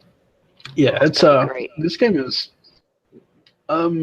let's say, this game's not going to be so overly complex that people will. It's not going to be like Dark Souls where you play it and you die repeatedly, and your goal through the whole game is just living. Like, yeah. Yeah, this game, we actually want to spread a message through it. And so to do that, you have to make it where people can actually progress. At the same time, it's also going to be fairly challenging, just not overly challenging. So there is going to be a balance to it. Mm-hmm. But yeah, it's pretty neat. Let me see. I'm just reading Go through ahead some and of try these to, comments. is the island you can load that or something or no? Yeah, give me a minute. I will. Okay, that's cool. So we're supposed to have TVC on here eventually. I don't know where he's at. Have you guys seen him in the comments or anything? Chat or no? If this crashes, it's because I'm loading a lot of stuff at once. Oh, okay. I know. No, I haven't seen him. I invited Jeff C, but I don't think he can come on because you said he has a bunch of strikes. Is that right? Oh, he can come on. No, he can come on. He can't host. Yeah, where's Run to Christ? One, but he has his backup channels. Free. Yeah, we radio. can have Run to Christ on if he wants to come on. I don't know how to. I don't know how Run to to add him Christ in though. I don't know how to add him in. Does he want to come on? Oh, I don't know. I was just People are naming some names. asking me to use my what. Well, let me just. I wanted to use my gematria skills on the game because people out there know that Okay. I am the master of gematria. I actually can link, I can link somebody. I can link somebody breaking their neck to gematria. So through numbers, isn't that crazy? So like when someone breaks their leg and you can see their leg snap in half, it's actually not real because of the gematria calculator, which gives you thousands of words when you put the word in. And then you could pick whichever one fits your agenda for your narrative. Sweet. Isn't that crazy? So I'm using it's Acadian Island, right? Yeah, Secrets of Acadian Island. Right. Let me just use because since it's in such high demand that I do my gematria. So Really? I can't let people down and not do it. So Acadian Island in Jewish gematria 240. You know what else is? Chocolate. Chocolate. Wow. Chocolate. Isn't that crazy? See how it's linked together? How it all works? Yeah, it must have a lot of chocolate in the game, I guess. Yeah, I mean that's how it works. You know, there's obviously something about chocolate involved with the game. Evil. It's a conspiracy. Yeah. And one other word too, self-harm is also in gematria 240. So I'm just going through my list. This is how gematria works. You get hundreds of words that equal the same thing. And then you could pick whatever you want and then make videos on it and tell people that this is how the New World Order operates. But what is kind of scary about Acadian Island, in English gematria, it's 666. Really? Acadian Island? Just the word Acadian Island. Well, actually, that's perfect because this island's supposed to be evil in ways. So that's yeah. So that's my gematria lesson. Ancient Nephilim technology on the island because it was an island from the Nephilim. And then you have this Hadron Collider underneath the ocean floor meeting at the island, and the whole idea is they want to open a portal to let these demonic entities from the bottomless pit out and usher in the end times. That's kind of and you're trying to destroy this Hadron Collider and stop their whole plans of bringing about the end. Justin, are you building this game based on gematria? Are you like using your gematria calculator as you are building it? He's a secret Jew. I just delete Jew World Order here. Oh man, you guys are killing me. Oh no, I am actually making this game. How do you even describe this now that my head's spinning? What happened? Let's just change the subject. I just, people request it. I understand it's something that I do very well. So, Mr. Gematria, they call me. So pretty much, if I felt led to make a game, I simply let God lead it, and if it lines up with everything perfectly, then good. I know I'm on the right track. All right. Amen. Absolutely. Who came up with the name? I think you said that before. Was that you, Tony, or did Justin come up with it? Yeah, I was looking up. I was trying to find an interesting name for the island, and I was like looking through a bunch of names, and I saw Acadian. And there is some island called Acadian Island, I think. It's called Acadian Isle or something like that. And yeah, this is where that Sargon of Akkad came from. I didn't even know it at the time. And then I also looked into history, and it does have something to do with giants and Nephilim. I didn't even realize it until after I named it. Is this like Jeffrey Epstein's island? Well, I mean, I don't know if we want to have that kind of stuff in the game because No, I'm trying to keep people from seeing that stuff, People in cages, Jeffrey Epstein, unbelievable. Well, actually, there's going to be people in. You're going to be releasing people from prison in the game. There is going to be sick and depraved people, and I don't have a problem with some of those themes as long as you're not showing bad stuff. Oh, well, that theme shouldn't be in there. That's just not. I know. I was just saying it because I was thinking about islands, and then I was like, oh yeah, Jeffrey Epstein. We're going to have people in like prison cells that you're going to release and stuff, but I don't think we're going to have crazy, super evil, nasty. I don't want to get. I don't want that in the game for people to see. No. But we want people to know that there's sick, depraved people like that, of course, right? Yeah. And it looks like Zen Garcia is on with us right here. How you doing, bro? Doing well. God bless all. God bless you. Hi. Glad to be with everyone. You've been listening to a little bit of this? I just got back, so I missed it. Oh, okay. But yeah, I'll catch up. No, that's cool, man. Now you got to donate 2,000. Yeah. I'll put that on the to-do list for sure. Well, then we can make a character. Anybody you want, man. You can make a character in the game. Yeah. No, that's cool, man. So, are you into fencing? I noticed on your icon there. Do you fence? Yeah. Well, I don't anymore, but I was on the American wheelchair fencing team for about 4 or 5 years. Wow. Before I retired. Fought several World Cups and regional national events. Wow, man. You did really good, and it sounds like. Yeah, I won several medals. Man, Silvers, sweet. bronzes, things like that. That's cool, man. And with fencing, that's like an interesting sport, It's really awesome as far as wheelchair fencing too, because there's no footwork as far as moving away from the weapon and somebody trying to attack you. So it's a lot more. It's a lot more, in your face, and a lot more as far as combat. Not a lot of moving away from the weapon. So it's it's pretty intense. Yeah, it sounds like it would be. It'd be kind of hard to move out of the way and stuff. Well, you can lean, and that's what you have to do, and you have to move. And depending on what weapon you're fighting, like if you're fighting epee, you can hit anywhere above the waist, including the hand, the arm, the face, and which is the same for another sword called saber. But when you're playing foil, you can only hit in the chest, and it's really strategic as far as the way that you move and the way that you hit the other person. And then there's also what's called right away, and so you have to advance, take the attack to the other person in order to score the point. And it's a lot of fun. The weapons are connected to an electrical box where the light goes off as soon as the other person hits you and scores the point. So it's all, really fast and electronically. And then also the referee, decides who was faster if you score at the same time or who had the right of way. Yeah. Yeah, that's cool, man. Awesome. Yeah. I like those. I'll send you a video sometime. Yeah, it's really cool. You have videos too of it? Oh yeah, there's you can look up wheelchair fencing on YouTube, and you'll see gold medal matches, the international World Cup events and national events. Yeah, those are all my teammates at one time. Sweet, man. I didn't even know. I just noticed that on your icon the other day. Because I never looked at it closely. I didn't notice what it was. I saw you holding some, but I didn't know what it was.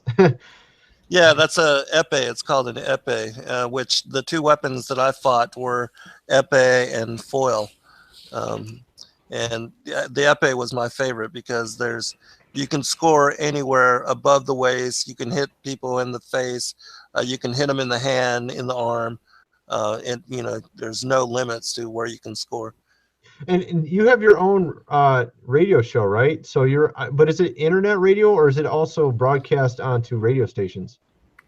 Well, both. I'm a host for Revolution Radio, which is at freedomslips.com, and they've got connections with different radio networks. And I'm also on Saturdays, 7 to 9 p.m. on truthfrequencyradio.com, which also... That's with Skiba. Rob Skiba's on that, right? Too? Yeah, he's on Wednesday evenings, I believe, midnight to 2 Wasn't a a.m. call my for an time. uprising on your show once? I heard some funny stories, or was that someone else a call for uprising? No, I don't think I was, no. Oh, okay. Maybe that was someone else. Who was it? You were telling me some crazy stories. I don't know.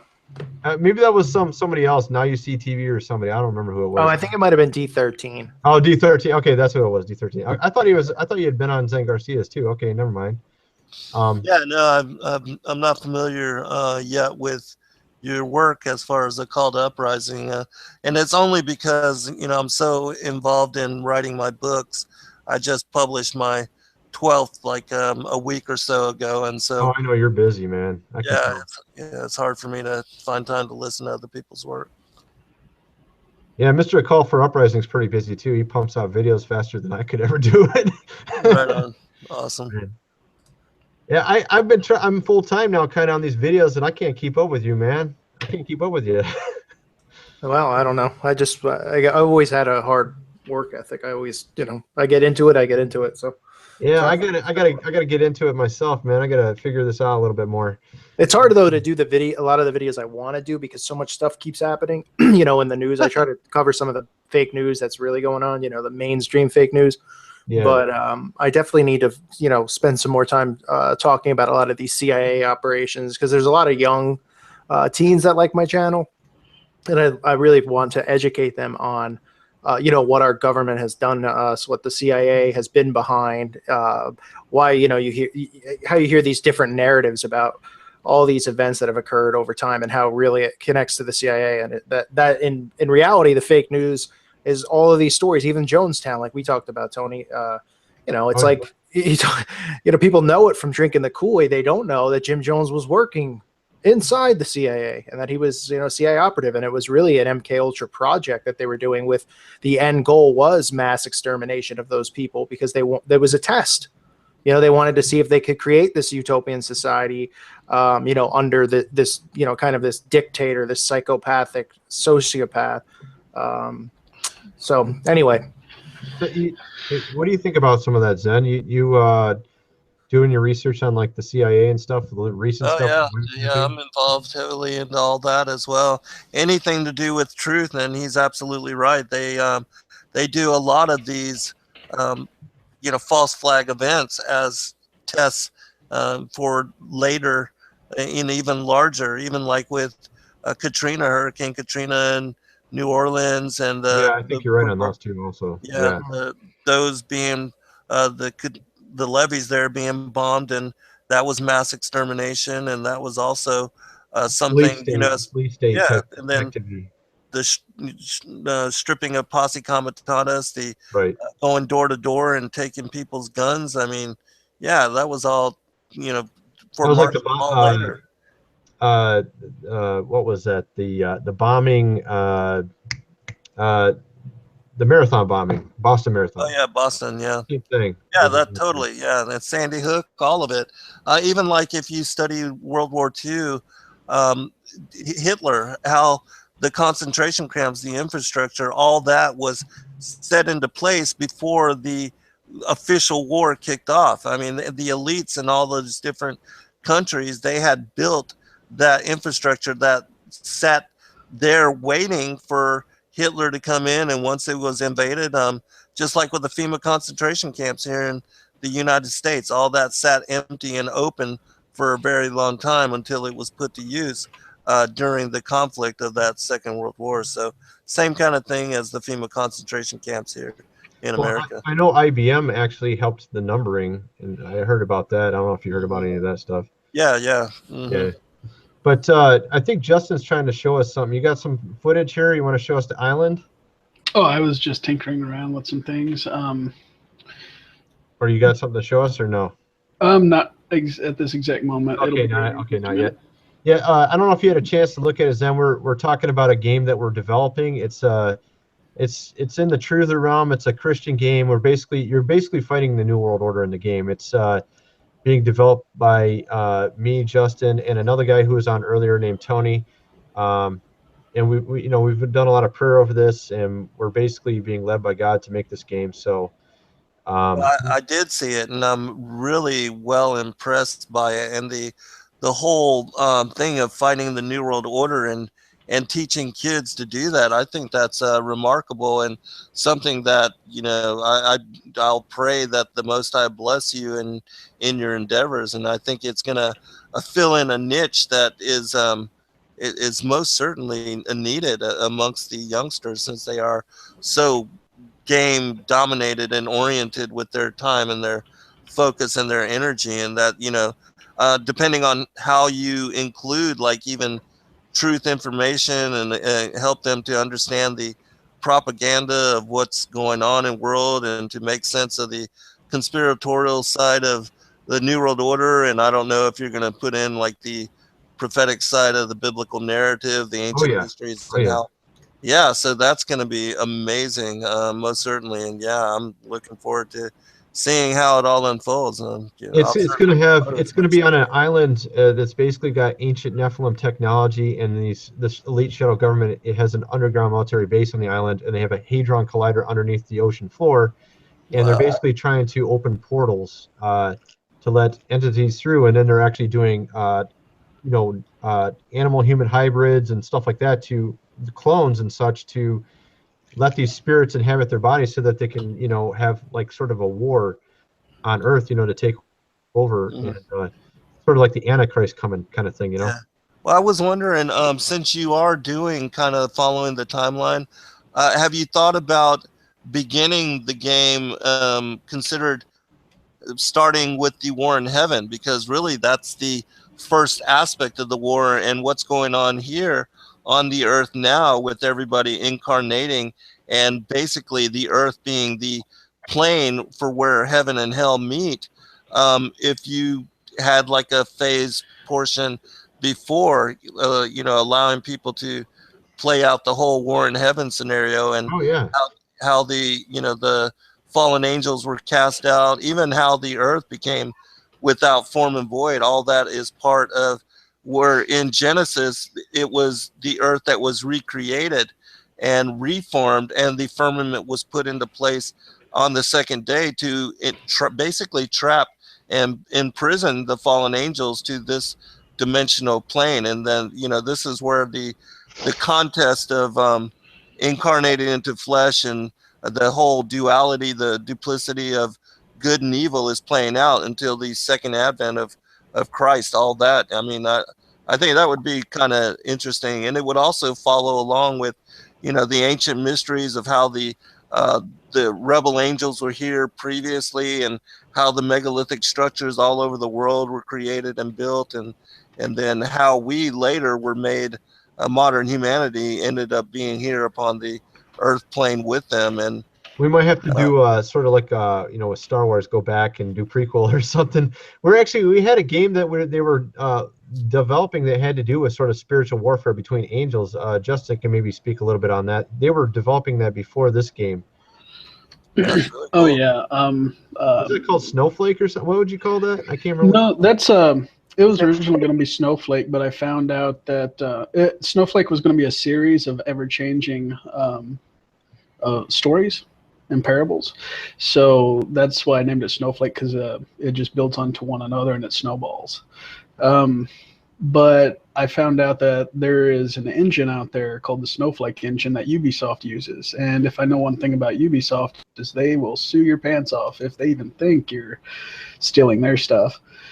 So I decided to, without missing a beat, pray about it. And now the series is going to be called The Parable, and the first game is going to be called Snow.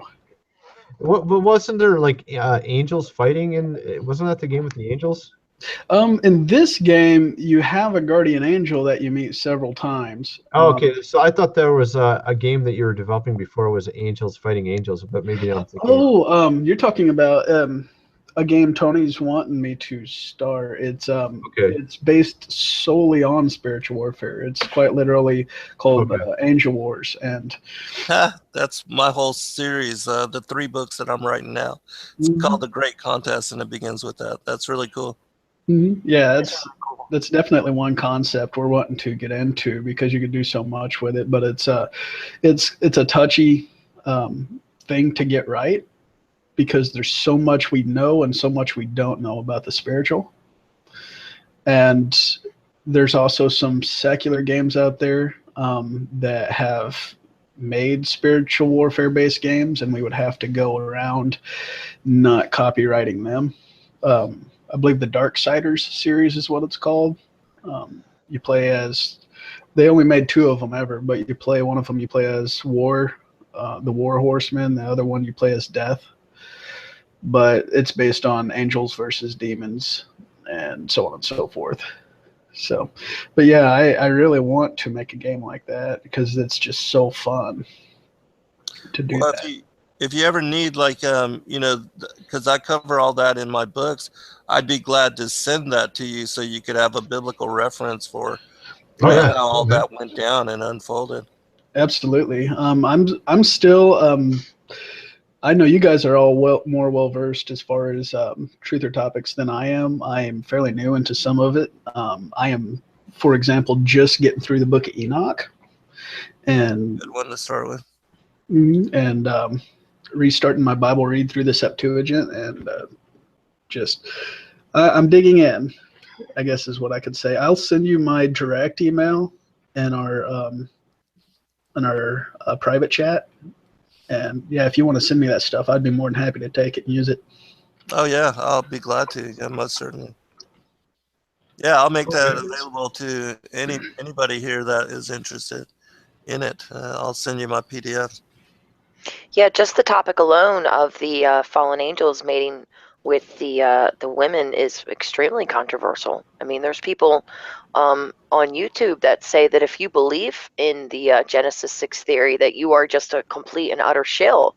I can use my King James Bible, and I don't even have to use the Book of Enoch or anything like that to prove without a shadow of a doubt that the sons of God are not some godly line of Seth, that they are the angels back then. Even in the book of Job, like, where were you when the sons of God shouted for glory? Like, I don't know about you, but I can't just like go up in heaven and praise God and shout for glory. So right there is just that's even enough for me. And then people always throw out the scripture where it says that angels can neither marry nor give marriage in heaven. Well, it says in heaven. So once they leave their first estate, which is heaven, they can marry and give into marriage. So it's very simple to me to grasp that concept of the Nephilim and the giants mating with the women, and to very easily debunk that that's not true. So it is true. It's very, very true. Yeah, actually, that passage that you're quoting, for in the resurrection they neither marry nor are given in marriage, but are as the angels of God in heaven. Yeshua was actually quoting from the book of Enoch. In chapter 15, it says, then addressing me, he spoke and said, "Hear, neither be afraid, O righteous Enoch, you scribe of righteousness. Approach hither and hear my voice. Go say to the watchers of heaven, you have sent you to pray for them. You ought to pray for men and not men for you. Wherefore have you forsaken the lofty and holy heaven, which endures forever, and have lain with women, have defiled yourselves with the daughters of men, have taken to yourselves wives, and have acted like the sons of the earth, and have begotten an impious offspring, the giants. You being spiritual, holy, and possessing a life which is eternal, have polluted yourselves with women, have begotten in carnal blood, have lusted in the blood of men, and have done as those who are flesh and blood do." So this is exactly what he was alluding to. And you can, you can go to the Book of Enoch, chapter 15, and read all the great detail of how the Watcher Angels rebelled and broke that ordinance, just as you said. And then the other thing is the presence of giants. All throughout the Bible, there is this presence of this hybrid race of giants with 6 fingers, 6 toes, King of and double Bashan. All, fisted teeth. yeah. Yeah, Yes, totally. sir. Right. Yeah, people that say that there is no Genesis 6 theory, they never talk about the giants. They Right. never talk about the giants. They never talk about why the giants are always bad. There is never a good giant in the Bible. Never, ever, ever, ever. They never talk about that. It's too real for them. The spiritual world is just too real for them to grasp that. And it kind of reminds me of, it's like a modern day Sadducee. I mean, they're Right. just ignoring the spirit world. Right, totally, yeah. Actually, that's kind of So- interesting you said that, because I mean, sort of the secularism in Christianity, it's kind of like Sadducees. I think you're right. Yeah, there's a lot of that going around. And I have some brothers in the Lord that are actually, they are upset with me because I am very staunch on Genesis 6. The Bible does not even make sense to me Yeah. without that. I mean, it doesn't even Right. make sense to me without that. It's all throughout the Bible. Yeah, So totally. I can't even grasp certain concepts of the Bible without totally understanding Hey, it. So Dustin, you got something you want to show us already? I mean, sure, if you want to see it. Okay, cool, man. Let's see what he's got here, because he's been trying to load this for a while here. And, I'm sorry. This is I have a lot of it toned down because I'm still working on it. Like we said, this game is in. If there's a pre-alpha, then this is the pre-alpha. Like the island itself is definitely still in the works. Like I'm rebuilding the day-night cycle right now, and I'm putting northern lights on it. oh yeah, I see the Northern Lights. That's cool. That's beautiful background. Wow, that's gorgeous. I didn't know you could do that. That's cool. Mm-hmm. So But is as this far like as the RPG, like role playing, or how is it? this is going to be, if I could put some games examples behind it, I would say it's a lot like Splinter Cell in its feel, as far as the you can defend yourself really well, but you're sneaky. But it's also Splinter Cell, very, that's a good example. Splinter Cell, because that's more stealth, right? yeah, it's a lot more stealth, but it's an open world too, though. So it you is can an go open anywhere. world. Yeah. And wise as a serpent, harmless as a dove. Mm-hmm. And What's Splinter Cell? Oh, it's a Tom Clancy. He writes all these novels, war novels. I don't know if you've heard of him. Yeah, I've heard of him. Yeah, he made a game series called Splinter Cell a long time ago. I don't even know if they've had any recent ones, but it's sort of like a realistic sort of war game. We're not saying that this is a war game, but more so along the lines of, he's saying that you use stealth rather than going around like Rambo and killing stuff. You're trying to sneak around. You're not trying to go around going crazy. Mm-hmm. I'll give you guys a. But it's an open world. There's a game called Far Cry and Just Cause. You just literally can go anywhere you want in the world, and that's the kind of game it is. So that's what he's trying to get at, that you can literally go anywhere you want. It's not like you're controlled on where you go. Mm-hmm. I love that moving water. Sorry. Oh yeah, that I'm actually reworking it because the edge of the water is not putting off water foam like it's supposed to be, and it's not clearing out like it's supposed to be. So a lot of that I'm reworking altogether. Man, all those little details, just so cool. That's just so cool to me. And here's the thing. I mean, with this game, he's already improved the island look already, but it's going to probably look 3-4 times better when he's done. Oh yeah, this island, lot of work. This island right now, the lighting's not even correct. Like the lighting is so far off right now that it bugs me. But yeah, what I'm doing now is I'm getting the whole entire base done before I completely finish the outer island, because the bases were. Yeah, the island's going to look a lot different than this probably in the end. Yeah, it's going to look a lot more realistic and everything too. It's hard to see on the screen here because it's kind of fuzzy with how we're doing the screen share as well. Mm-hmm. That's a pretty incredible skill set. How long does it take you to like finish? Finalize a game for Um, release? I mean, At the rate we're going right now, this game should be finished by the end of the year.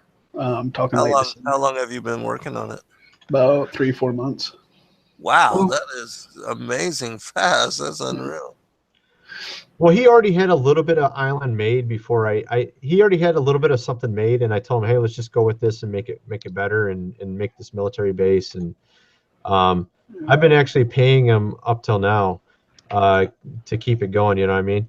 So that's how we're doing it, and we're doing this Kickstarter so that we can gain more funding so that we can actually finish the game. Wow, that's amazing. So how much are y'all lacking, and how much does it cost, like, total to produce it and release it? Right now, I don't know what we're at in a Kickstarter right now. Let me I mean, we need a minimum of 35,000 for an entire year of work. And that for a video game development at this level is extremely, extremely cheap. Most people don't even look at it for anything under 500,000. But Yeah. we're also not in it to make. We're not in it to get rich. We can do it with what we have, and we could do it in roughly a year for 35,000 to get the base game done. Wow, that's Yeah. that's pretty cheap for something like that. Mm-hmm. Now, this is the first time we've ever done something like this with a Kickstarter, so we're experimenting with the whole live thing here, trying to raise money, and we're hoping that a lot of people will get behind this project and support it. And we have 30 days to raise all the money. So if you guys are really interested in seeing this game come to life, please help out with the Kickstarter. And you can check out the link at the bottom of the description, or you can click the eye in the top right, and it will go to the Kickstarter. I noticed Call for Uprising's been quiet for a while here. Are you still there, bro? Yeah, I'm I was. here. Okay. Yeah, I'm going to. for those people, I'm sorry to interrupt you real quick. For those people out there that are already skeptical and that are, going to make videos or say things like this game is a video game. Video games are satanic. It's going to pull you away from Jesus Christ. What do you have to say to that? I actually, so I had this conversation a while back, only I had it about Christians and entertainment in general, not just video games. And we are so many years behind all the time on anything entertainment-wise, anything that can put moods in your head. For example, let's say you go watch some Fast and the Furious. Any form of entertainment that you let into your mind will influence you. You go watch Fast and the Furious.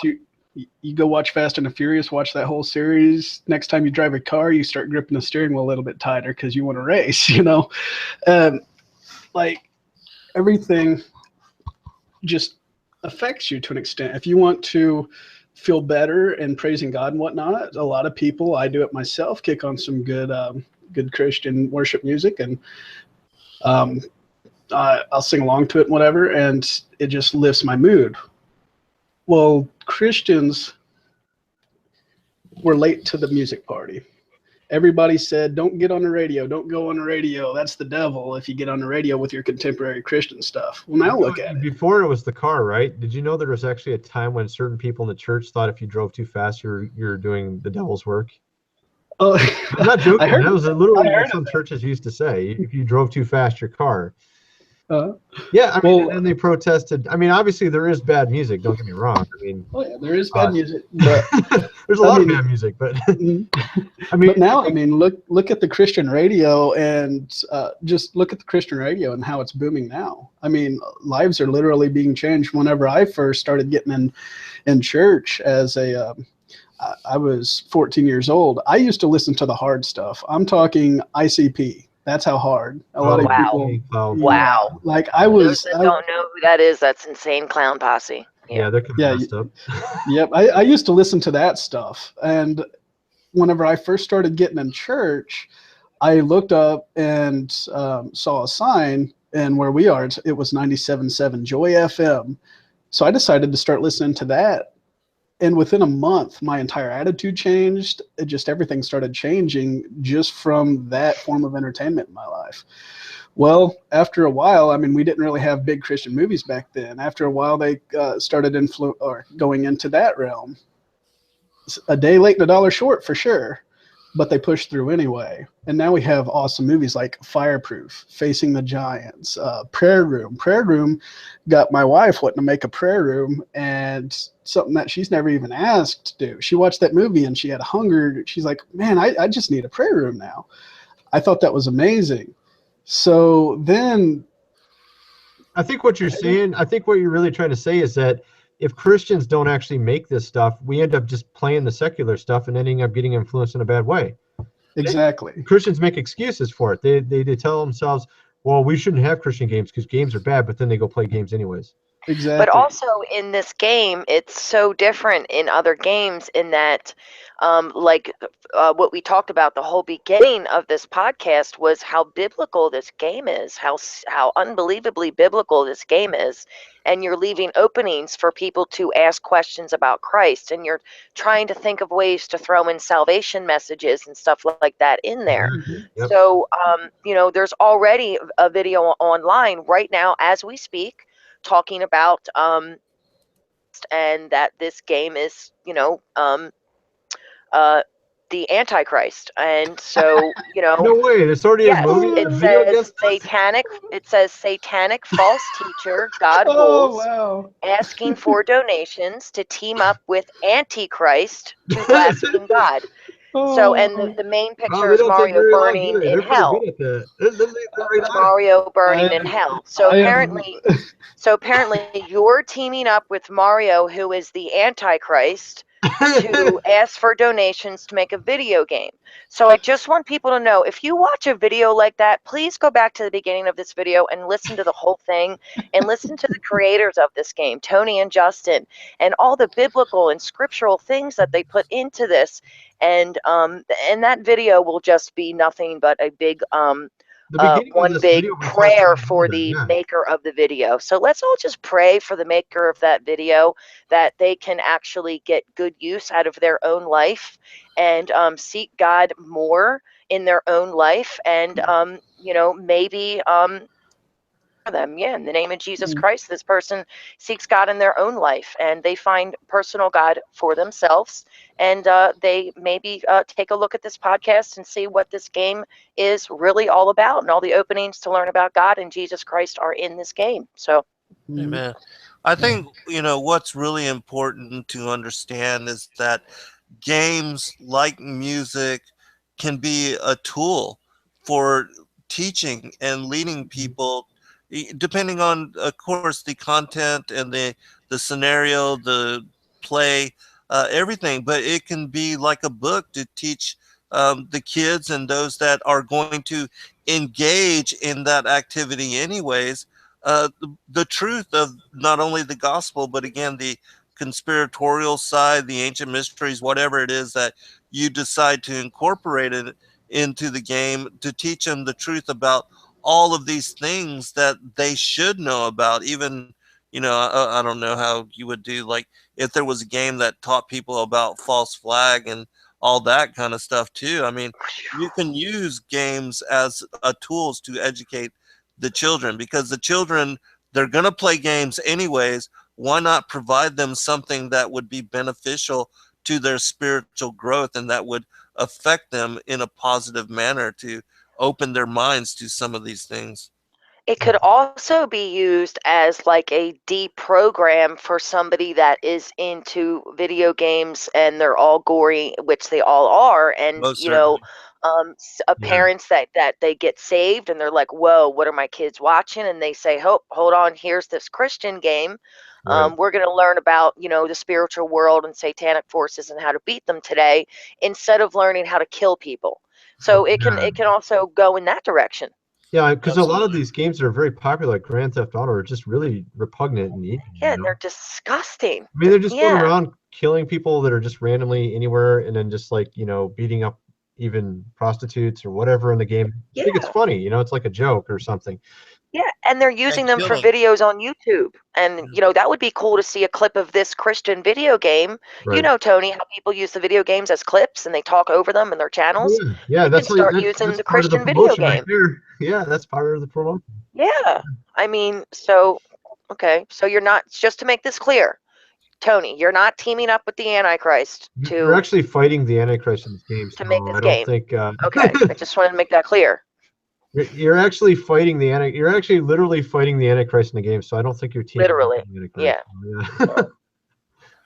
Anyway. I actually applaud you in your efforts, and I would only hope that this would inspire more individuals like yourself that have this kind of skill set, this kind of capacity to do what you're doing and to follow along in your lead to provide and to make these kind of games for the children. Because as we said, you know, they're going to play games anyways. Why not educate them in the correct way? Yeah, and see, Yep. this is a pattern he was trying to say earlier. Justin was saying about music. There was actually a time when there wasn't a Christian music industry at all, and there was a time when they would just protest people doing any type of music other than church music. And now you have this entire Christian music industry that actually has an influence on people's lives. Even non-Christians can hear it on the radio. And you still don't have a Christian game industry. If anything, all you have is literally satanic games, almost for the most part, in the gaming industry, other than maybe some military games and maybe some random, you know, Tetris type games or, you know, strategy games. But a lot of games are very evil that are in this realm that we're in, and we're actually trying to hit a realm that really needs to be hit. Yeah, I mean, you guys are actually doing, like I said, when I said to you earlier, you totally downplayed this game in the sense of how biblical it is. Like, really, I was blown away. I'm trying to, my whole thing is I want to be able to sell this to the non-Christians. And if you say the word Christian in front of it to the non-Christians, hey, PS4, do you guys want a Christian game? They're never going to get converted.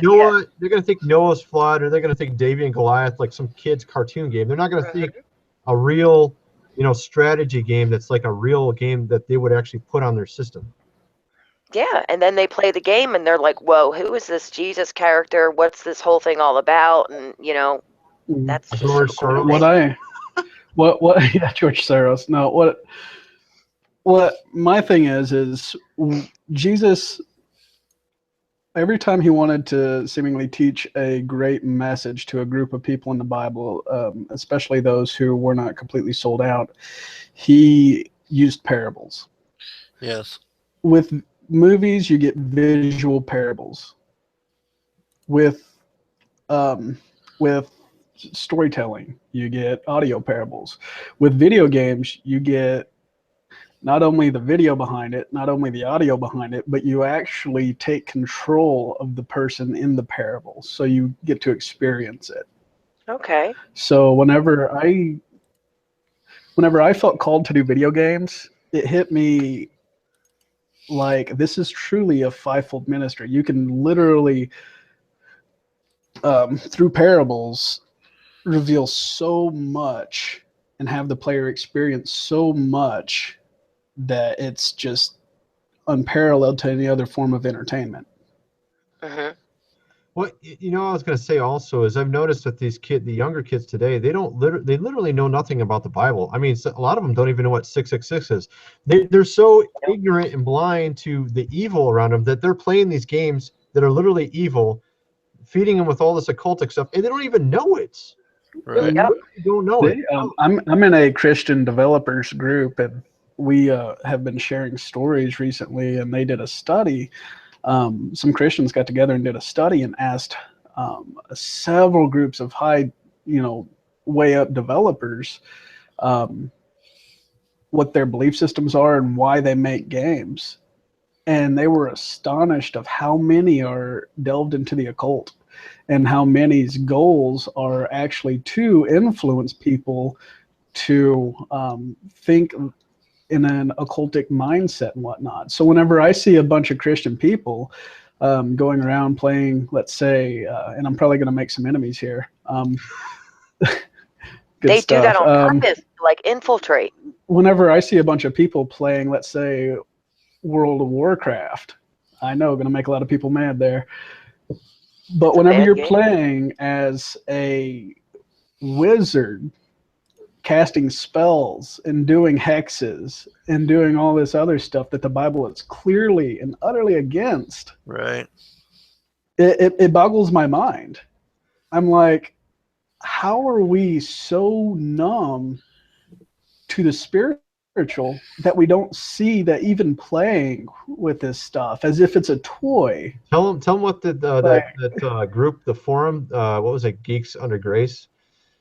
All he did was try to post this on their forum, and all they do is cover. It looks like they cover a lot of secular games. Is all they do for the most part. Yeah, they cover a ton of secular games, and I don't want to put a hate message out, but man, I got blasted for self-promoting and all sorts of stuff. And They didn't like the fact told that we're me, making a Christian game, but they review secular games, and they're Christian. like one of their biggest reviews lately, and almost every other post you see is from Zelda, the new Zelda game, which, fine, somebody's found a new open world game that they love, it's whatever. But when some of us tried to post some Christian games, they told us They to weren't take it having it. elsewhere and no self-promoting and blah, blah, blah. And I'm like, you guys are pretty much promoting for Nintendo and Xbox and PlayStation 4 and Microsoft. You're promoting for all these other people, but whenever it comes to Christians breaking through, you put a stop to it and say, no, you have to have our permission to do that. Yeah, people don't realize that one of the common themes in people getting, started in witchcraft and Satanism are these games. Dungeons and Dragons is a gateway game. Yeah.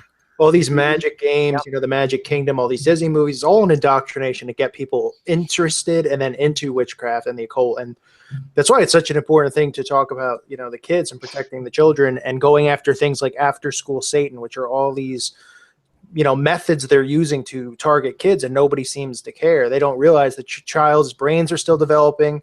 They're being raised by the school, not by their parents. And then after school, instead of going and reading their Bible or, going home and reading their Bible, they're staying after school to listen to what? Satanism. And people go, well, it's really atheism. It's not Satanism.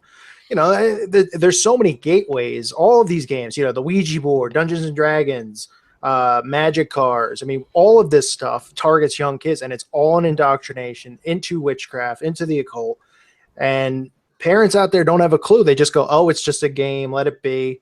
They're clueless because the parents themselves are obsessed with Disney. The parents themselves are sitting around, with nostalgia when they see Cinderella or Beauty and the Beast on the TV, and they go, oh, this is great. Let's sit down and watch it, because they grew up watching it. So they pass this on, not even being aware of what it's about, and they're too prideful to say, well, what's really the message behind Beauty and the Beast? What's really why all these Disney themed movies all about magic? The Magic Kingdom, Cinderella's magic shoe, the magic rose in Beauty and the Beast, Snow White and the Seven Dwarfs, the magic mirror, the magic this, the magic that, Harry Potter, the magic. I mean, you can go on for days listing all this crap, and people still don't believe that this stuff's going on. Yep, and I have to say this. You have to sit back and really think. The devil is really not stupid. He knows what he's doing. He's been around a lot longer than we have. Yes, sir. It's a callous treatment is what it is. If you can start rubbing something just gently, start off as a kid. If you can take your hand and just rub the palm gently and do that every other day till you're 20 years old, by the time you're done, you won't even feel it. You'll be so used to it, you won't even, in fact, I'd say after the first couple months, you won't even feel it. We're so callous to, things like witchcraft and all this other stuff in games that we see it and we're like, oh, it's just a game. And I'm sitting back here with red flags going off all the time. Like, no, you don't play around with that stuff. You don't walk around as Satan in a video game and think you're doing something good. Why would you go around with his powers and think you're doing something good? Delving in stuff you're not supposed to, thinking you're doing something good. I got rid of my cable, and it's the same thing. I'm seeing all these new shows. They have a literal Satan show now. And I got rid of the TV. Lucifer. It's called Lucifer. Literally Lucifer, and people watch it like it's a normal show. Oh, it's just secular. No, you're an idiot. It's about Lucifer. And it's they have a commercial up right now on YouTube, a commercial up, where a Catholic priest is sitting there in confession, and the first thing he says is, man, that's good. And the guy looks over at him, dumbfounded, the guy who's confessing, and says, what? And the Catholic priest looks over at him and says, Lucifer, that show is a good show. Oh, that's messed up, dude. Like, Yeah, that is he's looking at it on his phone, right, or something. Yeah, he's just looking That's down, and I'm like, that is so blasphemous, and it's up there for everybody to see. But I guarantee you, if they did it to a different religion, let's say Islam, the popular topic lately, if they did something like that to Islam, They'd there'd be get an shot uproar. up. Everybody would be banned for life. Freedom of speech would no longer Because Christians exist. are nice, man. If we were like crazy like these Muslims, they wouldn't be doing it. I mean, that's the whole thing about it. It's all about fear. So these people live out of fear. They're going to mock anything good, and then if it's something that will hurt them, they're not going to mock it. Basically, is what it comes down to. It's a joke. The other thing, as far as the Satan and the Legion, they are very organized and they know exactly what they're doing. And just as I don't know your name, the lady, what's your name? My name is Christina. Christina. Okay, Christina. Yeah, just as Christina says, Satan's been around for a very long time. The New World Order is nothing new, and he has been utilizing strategy to infiltrate the minds of children.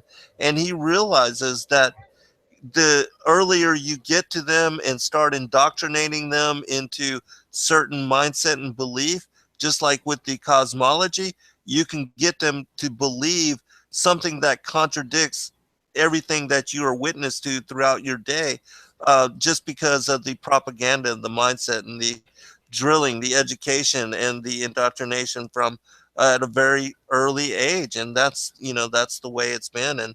And yeah, these games, he knows also that the games, the music, all these things are tools, avenues to get into a child's mind and to warp them and to guide them and to direct them into certain tendencies, inclinations, and behaviors.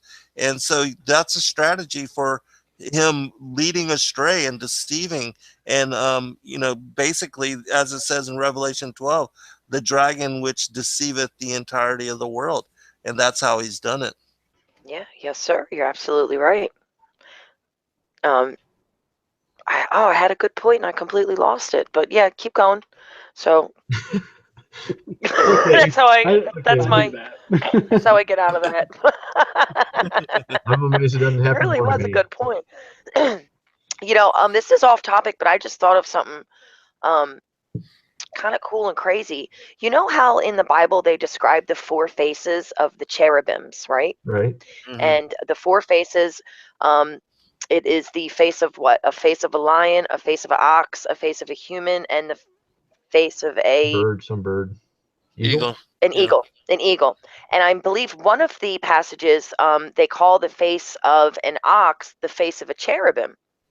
And an ox is a bovine, a cow, a bull. So you have these four faces, and one of these faces is basically a bull, okay, the bull with the horns.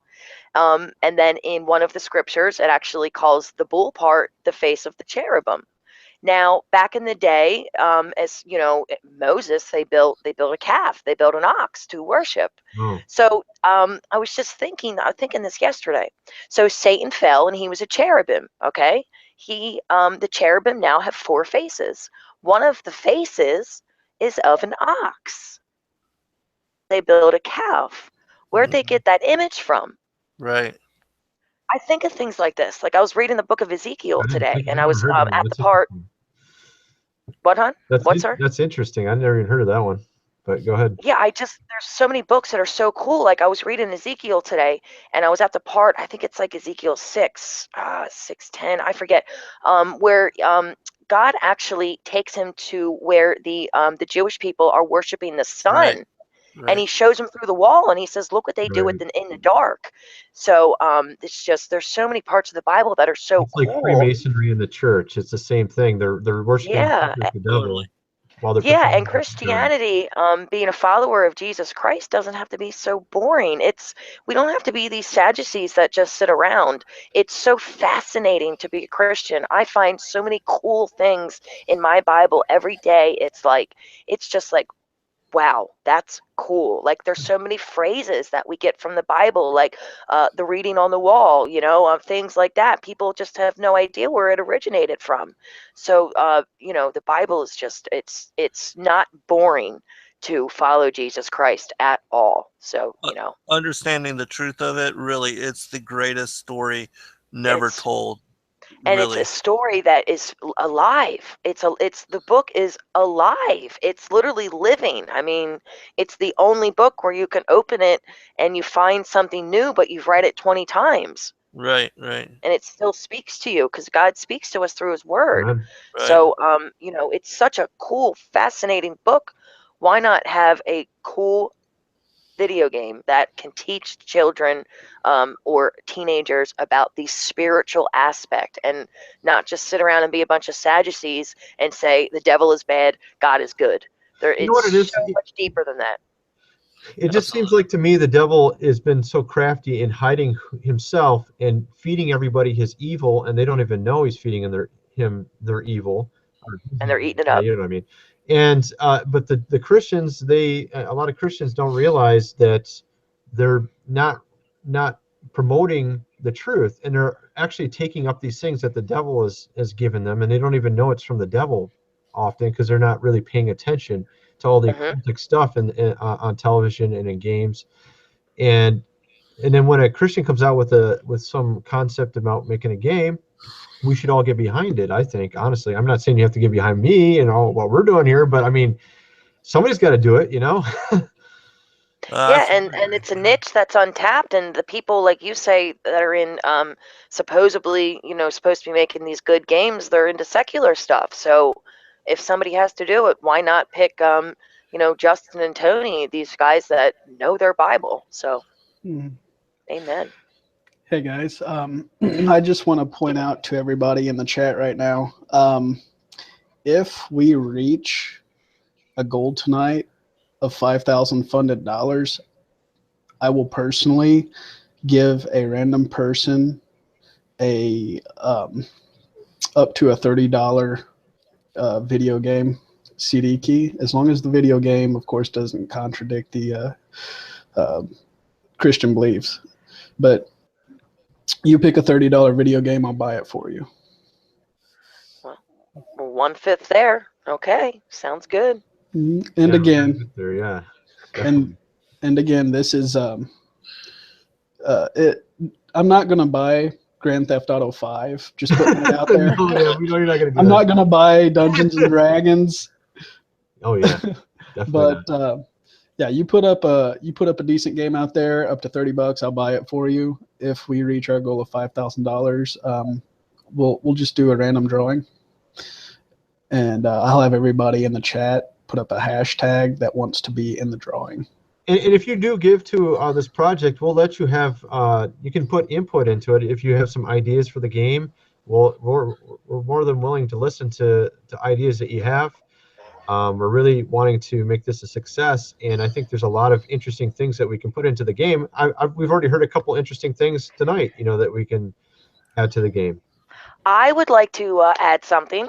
If you guys hit your goal of 5,000, I would gladly give away a 1 ounce, 1 ounce silver American Eagle. If anybody here knows about silver, about collecting coins, it is, gold was made, the first 6 days the earth was made. So, and all the gold and silver is the Lord's. So I understand that all my silver is God's, but I am willing to give one of my pieces of silver to a random person out there. If we get to 5,000, I will definitely, all you have to do is give me your shipping information, and I will ship it out to you nice and professionally, and you'll get your American Silver Eagle. And in just a minute, I'll show you guys what that is. So, and it'll get you into collecting coins and preserving your wealth for your children and your grandchildren. So you don't want to give away New World Order money, is what you're saying? Nope. I want to give away sound money that God made. Okay. So 1 second, I'll show it to you. I'll be back, boys. Okay. That's cool. The whole thing that gets me is just the whole. We need to have this industry kickstarted somehow, right? And somebody's got to do it. You can see the devil's been really attacking this industry big time, because you can see how how prevalent the evil is within some of the games on the secular side. And anytime a Christian company tries to come along and make a game to sort of kickstart the whole industry, something seems to go wrong. It's just very interesting like that. And in this case, we're not going to let that happen, okay? That's how I see it. And when I stick with something, I stick with it. I make sure it happens. And I've even talked to some of the guys that were doing Christian games in the past. There's this company called Enlightening Software. They made Catechumen, and they made another game after it. I can't remember the name of the second game. But they actually went belly up, and they stopped making games. And they actually had a lot of funding behind them. I don't know what happened there. It was kind of strange, but they actually had like $1 million backing behind their games. I don't know what happened with them, but they somehow went belly up and went bankrupt. It's really strange. Mm. Isn't that weird? I mean, you have $1 million and you can't pull out a game, and it just seems so weird to me. Yeah. Well, you know, it's like to me, it's like how they, you know, these different guys that come up with these motors that run on water, they buy up the patents and then destroy the technology, or like the Who Killed the Electric Car. That could be, you know, part of maybe. Oh yeah. Wasn't there a guy that got poisoned or something that came up with? Oh yeah. I remember seeing a video about that. Yeah, then the whole thing with Who Killed the Electric Car, it's a documentary about how the car industry, they bought up all the patents on all the electric motors and all of these, the different lines of these electric cars that were out there. Wow. And bought all the cars, destroyed them, shredded them, took them to the scrapyard, and got rid of the full electric car industry. Yeah, people should watch that. I mean, it's amazing. It shows you the powers that we're up against and how much money they will spend and what lengths they will go to in order to keep people, you know, basically locked in prison to the petroleum industry, the electric grid, you know, like Tesla being killed, how he was going to provide free electricity, all that. And so. Yeah, we got amazing. Jeff C on here. Right? He just jumped in here. Hello. What's up, there, Jeff? man? Hey. Howdy. Can you hear Is me? this Jeff Seaman? Yeah,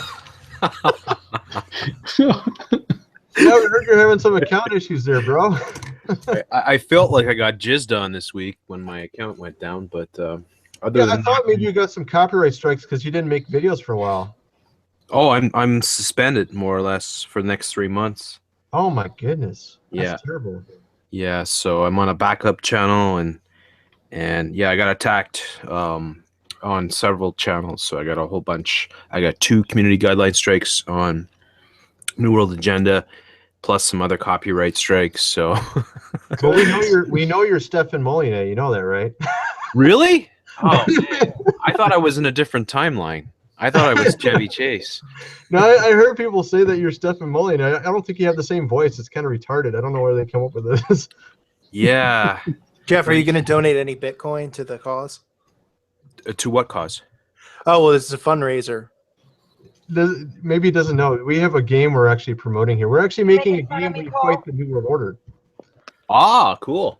Are you making fun of me, Cole? No, David Seaman. Yeah, I know, but I'm donating silver. No, Bitcoin's not the same as silver. Anytime the word Bitcoin, I'm trying to trigger Jeff. I'm just messing with you. Yeah, I've never done anything with Bitcoin. I really, I've just kind of just a supporter. I don't, I don't know what to say about that currency. I don't know if it's something that's being set up. It's interesting. It's an interesting topic. I don't know. Up to over 1,000 right now, Bitcoin. So it's done really, really good. But the thing with Bitcoin is that it's a virtual currency. So it's kind of like the same thing as you playing the stocks. Whereas precious metals like silver or gold or, other ones like copper and platinum and palladium, they are tangible. They are real. And you keep them in your hands as opposed to virtual, because Bitcoin is just a computer. It can be shut down like that. Yeah, if it ties right into the electronic currency, the one exactly. Currency. So what I was saying earlier is that if you guys hit your goal of $5,000, I will gladly give an American Silver Eagle. I don't know if you guys can see this with my bad webcam. Is that the obverse? There's the obverse, or is that the reverse? The American Silver Eagle. Now, this is a 2012, but you'll be getting a 2016. So I will give out a 1 ounce American Silver Eagle to somebody randomly chosen if we hit the goal of 5,000. And this is real money. This is not New World Order money. Cannot be traced back to you, and I will not give anybody out your shipping address because I obviously have to have your shipping address. So. That's true. Well, let me ask you this. Can you see the amount and who donates to the Kickstarter campaign? Yeah, we can see. Yeah, we can see who's given so far and all that kind of stuff.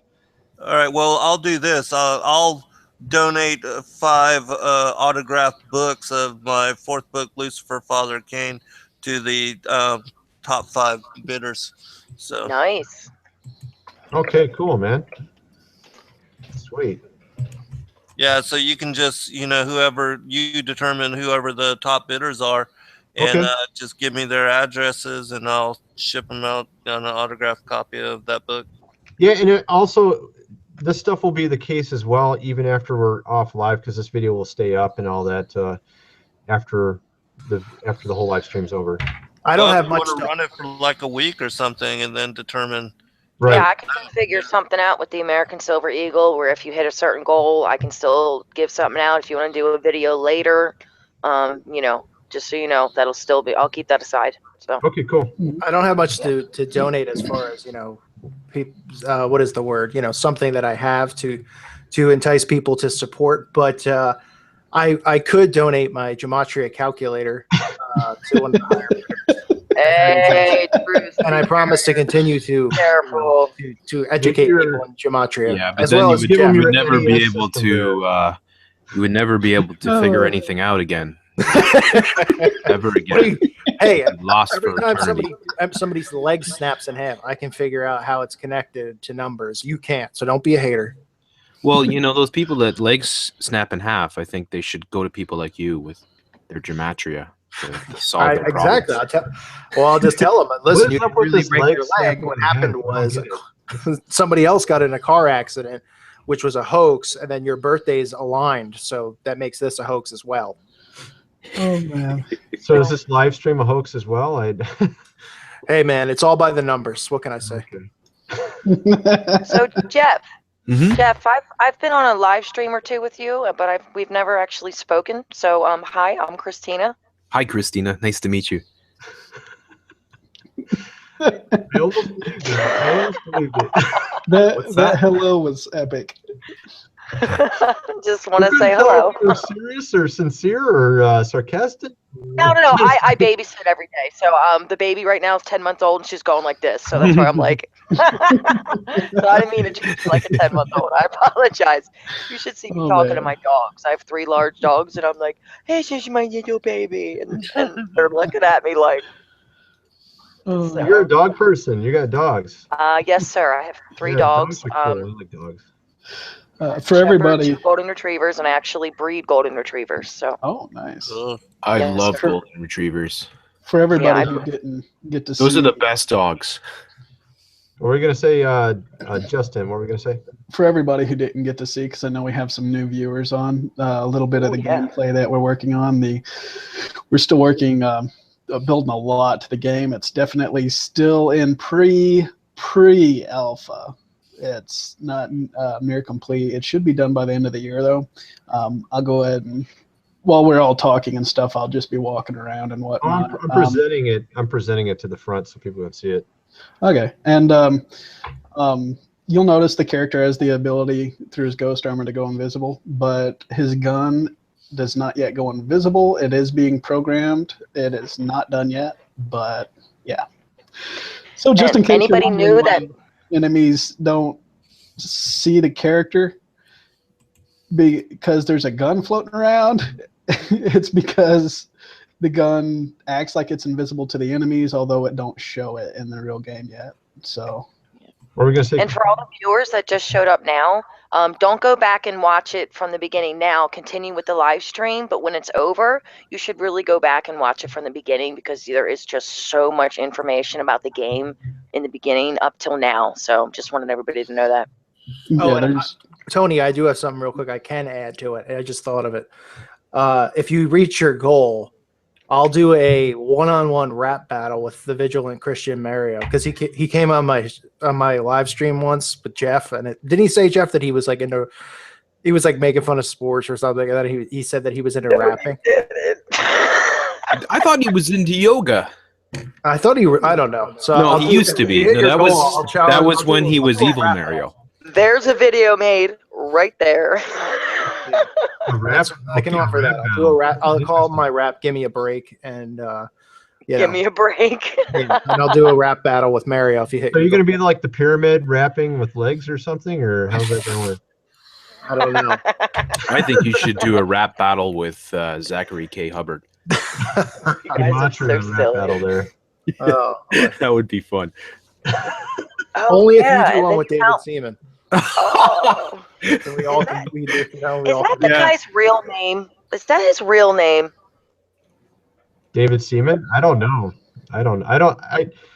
I didn't know you guys had so many problems with him. I guess it's got to be the most apt name ever. Yeah, it's just Jeff, very. Jeff, how bad are you doing your best to control yourself right now? When I heard his name, I was like, "You guys are joking. This isn't a real person. Nobody has that name. Nobody names their child that. Like, no."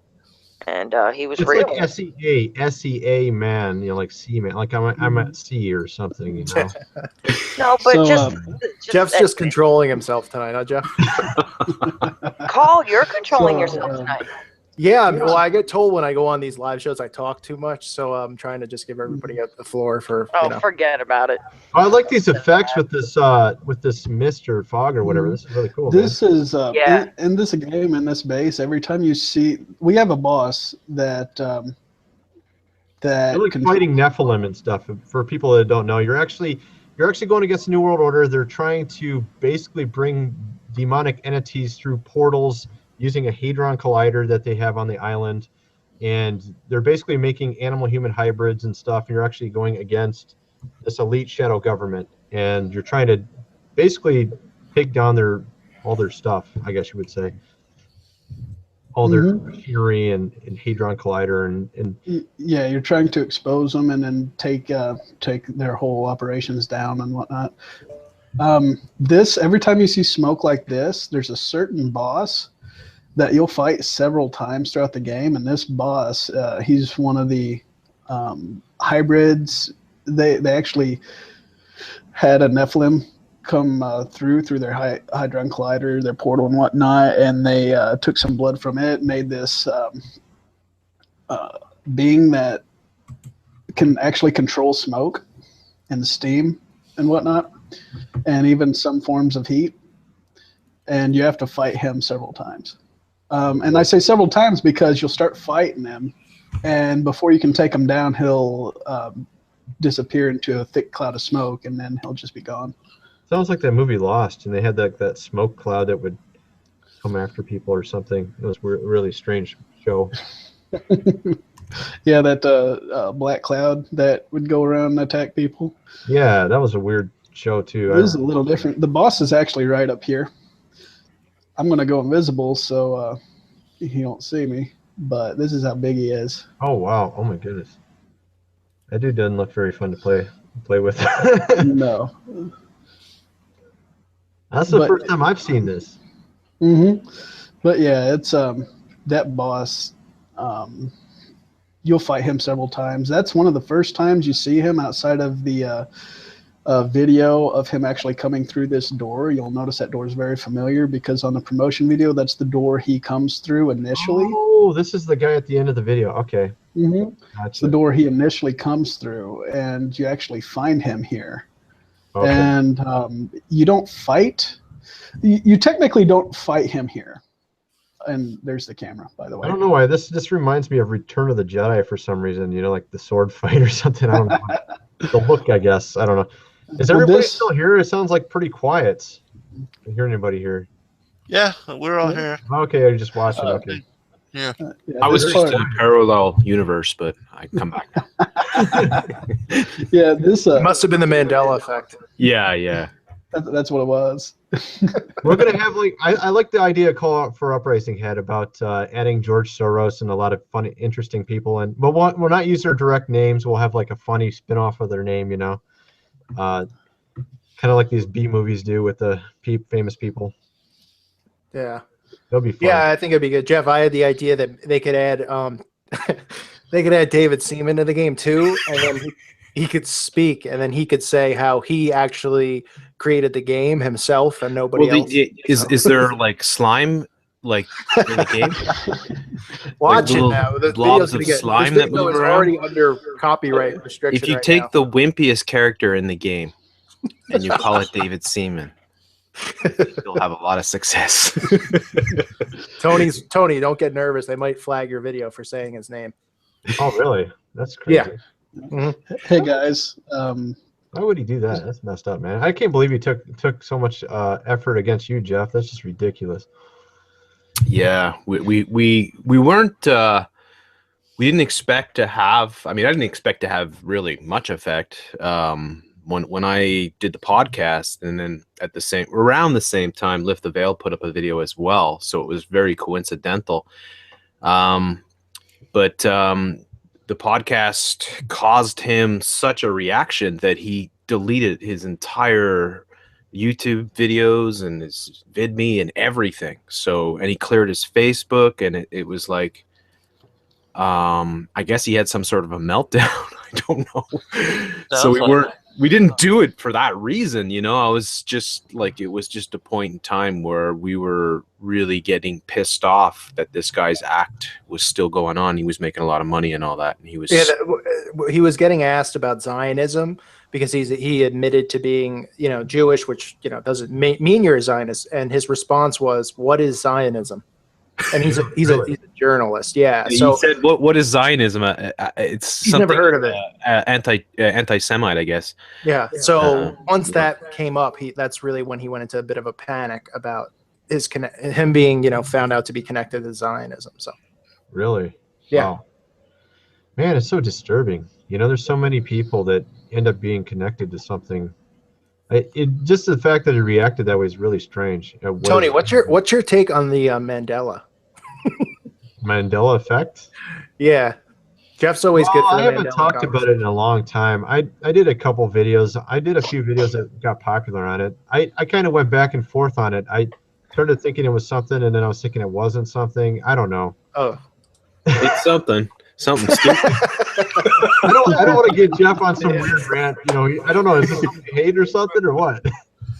I think it's a psyop. So but you could be right. I looked at it. I had a couple different viewpoints on it. I don't know what to think of it, to be honest. I don't think the Bible's been changed. I know that. Yeah, you debunked that right away, right? Right, yeah. People were saying the Bible was changed or something. Nothing's been changed. I think maybe it could be a psyop, like you're saying, because I remember, like with the Forrest Gump one, I remember that there was some alternative footage, I guess, like extra footage in the movie where they actually said it the way people are thinking he said it. And then in the movie, they said it the opposite way. And I think when they do interviews and stuff, they do it the wrong way. And everybody remembers that. Let me give you an example. One of the big ones that they like to use, and I've debunked all the major ones. But one of the big ones that they like to use is, Luke, I'm your father, right? Yeah. So where did that come from? Because it clearly didn't come from Empire Strikes Back. Where it came from was the Bill and Ted's Excellent Adventure, where they were in medieval times. They had taken their time machine back to medieval times, and they had their helmets on, and they were fighting each other with swords. And so one of them said, "Luke, I'm your father." So for the joke to work within the context of the movie, they had to explicitly say Luke, right? So what happens is a lot of kids see that because it's a very popular movie, and that meme, if you will, repeats itself several times after that, and then people they don't really understand that it was taken out of context, or it was like that it was done for a certain reason for a different movie sort of thing, so people mistake it for what it actually was. I think that was like Keanu's first movie, Keanu Reeves. I think it might have been. Yeah. But you can see that scene, and that's what happens with people, because we always get things wrong.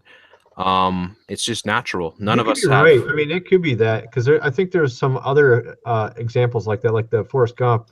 And I noticed when they were the interview with a vampire, I think when they would have the actors talking about the movie on other shows, they would say it wrongly. So it's like they Well, how put it in about everybody's this? mind. Interview with a vampire, interview with a vampire, interview with a vampire, interview with a vampire, interview with a vampire. So what did I just say there? I switched back and forth between V and A. Do you see there's hardly any difference at all? Is there people still really talking about the Mandela effect? I thought that was like a year old now. Is that There's a few. Yep. really? It's a psyop. So what happens is some of the most popular YouTube channels in the world continually cover it. Shane Dawson, Tana Mongeau, and many others. Even I haven't, maybe in my feed it's like I never think about that, so I never look at it, I guess. I believe it's a method of ridiculing conspiracy or creating a knee-jerk reaction to conspiracies. Oh, okay, I gotcha. Yeah. Right? Like, and I think that there are other psyops which I won't mention. I'm wondering what Zen Garcia thinks. What do you think about this Mandela effect? I'm curious. I have no idea about it. I've never researched it, never looked into it, so Really? I can't really comment. Yeah. I really like that answer. That's interesting. I thought maybe you would have looked into it for the Bible one because there's a lot of people saying the Bible was changed, and I did a couple videos debunking that, but No, I didn't. It wasn't important to me. I was too busy doing my own. Dude, you're smart. Don't waste your time with silly things. Studying the Bible. You already debunked it by not looking into it. A lot of these things are like that too. They're just major distractions, and they manage to suck people away from important things that are going on right now and get them wrapped up in silliness, sort of thing. So there's many different things that you can achieve with these psyops, and I've been covering them for a long time, so I've seen them over and over again, and they have certain patterns to them. So this is just one of the latest ones. Hey guys, go ahead. We're gonna say Justin. how would I get access to the admin portion of the chat? Yeah. I need to clean. I'd like to clean a couple people out. Hey, how do I do? I don't even know. I'm really bad at this stuff. Call knows how to do it. If you write in the You go okay. So yeah, go ahead, Jeff. yeah, if you want to appoint a moderator, you go next to the person who is posting the question in the chat or is talking in the chat, and you go to the right hand side, and the screen starts to scroll. So it's better to move the scroll up so it's not moving on you, and then you can click. You'll see your cursor will turn into a hand with a finger pointing, and you can click on the buttons on the side, and you can appoint people as moderators. Oh, okay. Okay. Let me see here. Just scroll up. Remove, block, add moderator. Okay, are you on here, Justin? Write something on here. Testing. I just wrote testing. Somebody said Gons is on here. Gons? Yeah. Really? I can't see him though, but apparently, oh, there he is, face like the sun. Is he on here? Yes, sir. That's cool. Ah, cool beans. Is it a troll Run to or is Christ it a is real still on guy? here. I believe it's the real guy. I haven't looked at his subs yet. Okay, testing. I see you finally. Okay, I'm gonna appoint you if I can get this thing to sit still for a second. I can Just scroll up a little bit and it'll stop. Okay, I think I finally got it. Come on, man. This thing's giving me a hard. Okay, there we go. Just a sec. Add moderator. Okay, you can do something now, Justin. Go ahead, bro. Okay. Sick 'em. Yeah, Run to Christ has his hand up. Yeah, we could have face like the sun on if he wants to be, if it's the real one and not a troll, like the last Puritan picture fake one there. And Liam mods. He mods for a call. Just letting you guys know. Oh yeah, it is face like the sun. So we can. How do you send him a link? The same link you sent me, send it to his Google Plus or his Google Hangouts. Okay. Wow, this is. Okay. Email you his email, or he can put it in the chat. I don't know if he wants everyone knowing it, so you can find it easy. I can send him a message on his about page just on YouTube. So Oh, okay. if you're watching Face Like the Sun there, I'm gonna send you a link so you can join if you want to join. Here we go. All right. That's not it. If you're following him on G+, you can go up to where your I don't know how it functions in your browser, but it's usually at the top center, and there's an option if you put your cursor up there to add people, and then you can click on that, and then you can put the name in. If you're following them on G+, they should come up, and you can send them directly the link. All right, I am starting to clean the house here a little bit. Okay, here we go. All right, Justin. Yeah, there was quite the troll buildup that took place. Yeah, I was looking at that just Oh, a he's little put his bit. email, by the way. Oh Sorry, yeah, please. his email's in there. Yeah, so you can grab that. Hey Justin, what are the plans for CERN in the actual game? Well, our version of CERN, we don't want to say actually CERN because Oh right, SCRN, CERN, CERN. CERN. I mean, it's really hard to delve any deeper than we already have without giving away a lot of spoilers. Okay. Yeah. I'm gonna send him an email. Yeah, that's. I mean, Man, I really want to give out an eagle. I really want to make this goal. Will there be any weather manipulation with CERN? Can you at least? Ooh, good one, Cole. if there were, like, it'll be mentioned in a game, but you won't really experience it outside of they've actually put that into some characters, like that guy who's able to, that boss who's able to control fog and steam and whatnot.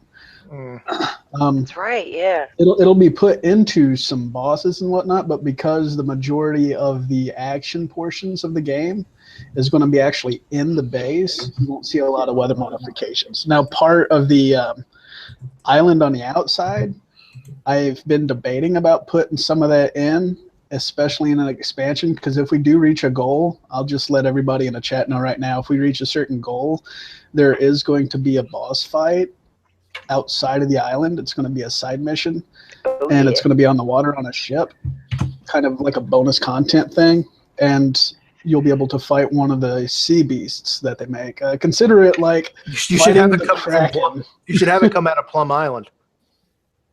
Have it come out of Plum Island? Yeah, Plum Island. You know Plum Island? No. Oh, that's where they do a lot of the testing on animals and all those weird looking animals pop. Yeah, it's where they created Lyme's disease. Mm-hmm. Where the Montauk monster was found. Right. Yep. Oh. You could have you could have Plum Island. Face Like the Sun says, just a heads up, an anime called Steins Gate called it CERN with an S, S-E-R-N. So that's already used. Oh, okay.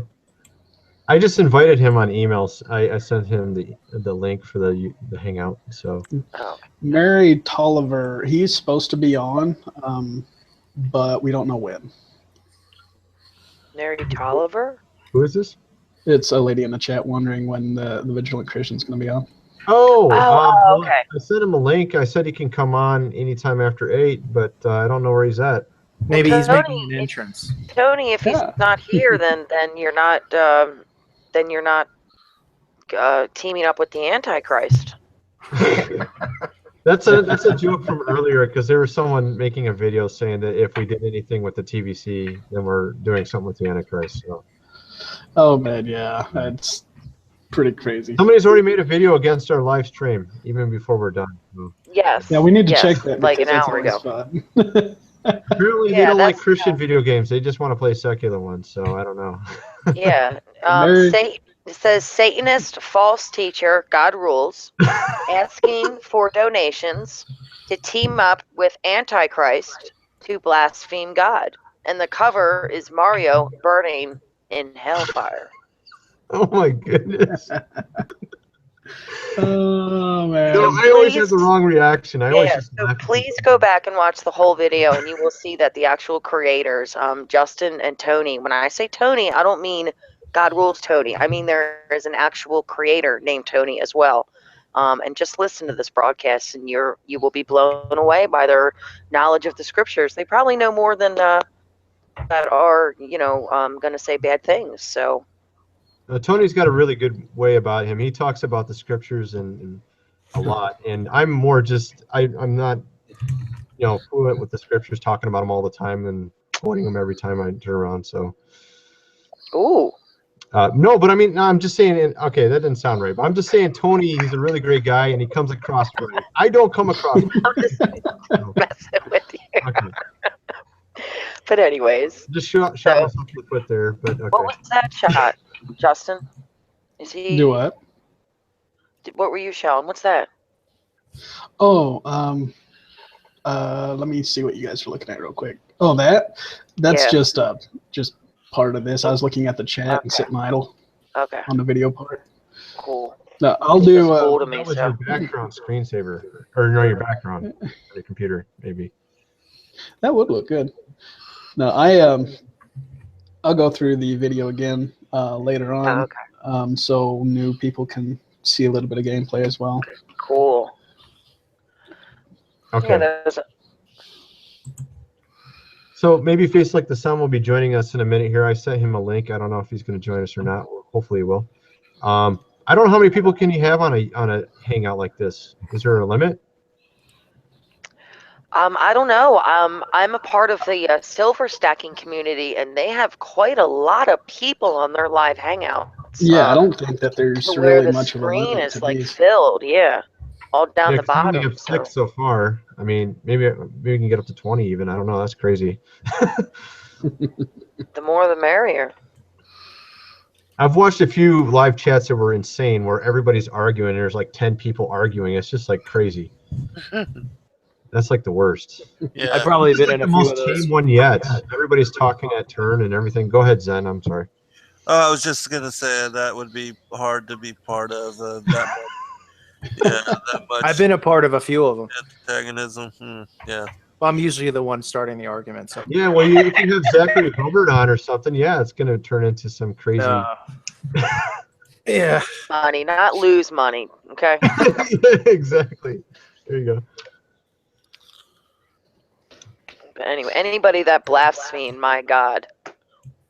Whoa. I don't know why people are, I kind of tend to think these people are shills that make videos nonstop against other YouTubers like that. I mean, we're not even done with the live feed and they're already calling us like the Antichrist. What the heck's up with that, man? It's just, I don't do that to people. I at least give them, I try to listen to what they have to say first before I say something about them, Yeah. Some people just don't have lives. They're the type of people that make people that are aware to the truth that make us look like tinfoil conspiracy wearing people, because they're the ones that come out, there's a shooting and literally 10 minutes later they come out with a video that says shooting complete hoax, and it's like, okay, you know what, so how can you take anything that they say seriously?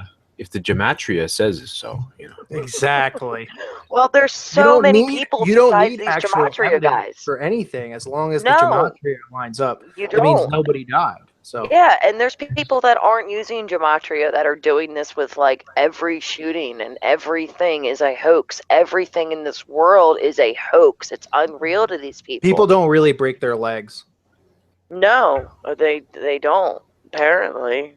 And they draw x-rays. They're like artists and What's stuff. this break leg thing you guys keep referencing? I guess I don't know. I don't want to give any attention to it, but I'll just say somebody made a video about Kevin Durant's breaking his leg. You can actually see his leg snap, and said it was fake because gematria by the numbers. Okay, gotcha. You want to see a real nasty one? Watch Spider Silva fight and watch his leg get broken. That is really nasty. That was nasty. It was fake. So why are you bringing it up? So who wants to talk about the CIA? Whoa. Sure. All right. What was the thing called? A call for an uprising. The new WikiLeaks thing that just came out. Oh, Vault 7. Vault 7. Man, that stuff. It made my stomach churn. Well, it's stuff that everybody already should know documents. is going on. So Yeah, but like once like they put out real documents, it's like disgusting. Like when I went through the code words and stuff, it was just too real for me. Like when they first came out with the code words, when Pizzagate was breaking, it was just too real for me to read the emails and see the code words, and it's like it was just too real. If you can understand that. Well, what are some of the particulars on the new releases? just the Who, me? spying stuff, Oh, you know what I he mean? knows. Oh man, it's yeah. I It mean, goes into detail about all the devices they spy on and Modems. and all the how children that they're they listening have. by the television when the TV's off. I mean, it's stuff that people should already know, but it's good, you know. And But whether don't you're on they the get side that into WikiLeaks specifics is, about children in the new WikiLeaks, they get into specifics about the children they were doing like, what was it? Was it like something with a bunch of children again? WikiLeaks just came out with. Really? With the Vault 7, wasn't there like, maybe this was another video I was watching. It was like 8 children specifically. No, I think that was the underground tunnel, the Catholic thing where they found, I'm sorry, I'm relating 2 different things. I apologize. Okay. There was another thing where they found a bunch of things under a Catholic. Don't you know more about that, Paul? Hope for Uprising did that one. Yeah. I mixed Catholic the 2 Church or stories. something? I'm sorry, Yeah, the guys. church. Yeah. That was messed You up. know, just random did not bodies there, surprise nothing me. to do with satanic rituals. You know, just That it's did not unbelievable. surprise me at all. You know, with the babies and the nuns having, intercourse with priests and stuff. Oh my god. Yeah, it's a common theme. I mean, with these covens, people seem, I mean, obviously it's not a surprise to me knowing all this stuff, but that they breed these children, these women that are a part of these covens, just their job is to get impregnated, and then those children, they choose to be sacrificed. I mean, that's how it goes. That's sick. Like I actually believe, and it's probably true, that Planned Parenthood, their sacrifices in and of itself, right? Like Right. a baby, Yeah. they could be a Satanist and they want to, sacrifice something, so they deliberately get pregnant and they go murder Well, I mean, a it's child. even more than that. Some of the people that run Planned Parenthood are actually Satanists that are actually using it as part of their occult or their satanic. Yeah, I'm getting Sure. nauseous. That's like, it's so I know. I don't like real. talking Soros about is a this stuff supporter. either, man. Yeah, it's so Tony. real. That's why people need to know about God and the answer, because you tell them all this truth and they don't have the door out, like we were talking about earlier. So the doorway out is God, is the Bible. Well, yeah, Soros is connected to Planned Parenthood as well. But then, Jeff, as you know, there's some people out there that actually think that he's a visionary, right? That's true. What was Not the anymore, quote? no. You were Not Soros as a anymore. hero? Was that what it was? You know it's hilarious because I called him out because he's making these tweets saying George Soros. If you're gonna say this stuff, at least have the courage to say it to me. But of course, he's not like actually addressing George Soros in a tweet because he's not using his Twitter handle. He's just saying it to his audience. Yeah. It's really hilarious. Because of course, yes, he did praise George Soros for having a legendary mind and all that. So. And then never. I don't think he ever had mentioned that Soros is a donator to Comet Ping Pong. Are you talking about? No, that's semen? true. What were you gonna say, Tony? Are you talking about semen? Like Soros? Yeah, he's a big Soros fan, but now When he he's wrote for Huffington Post, he was like promoting Soros. Yeah, he's pretending to be anti-Soros like all the time. Okay, that's messed up.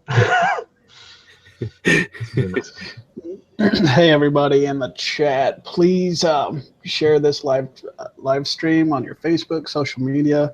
We'd like to get these numbers up a bit. Thank you so much. Yeah, like that idea. That's a good idea there. So yeah, maybe a face like the sun isn't joining, or actually, let me check my email. Maybe I think he said he was about to have dinner. Oh, okay. He just was talking in the chat some. Yeah.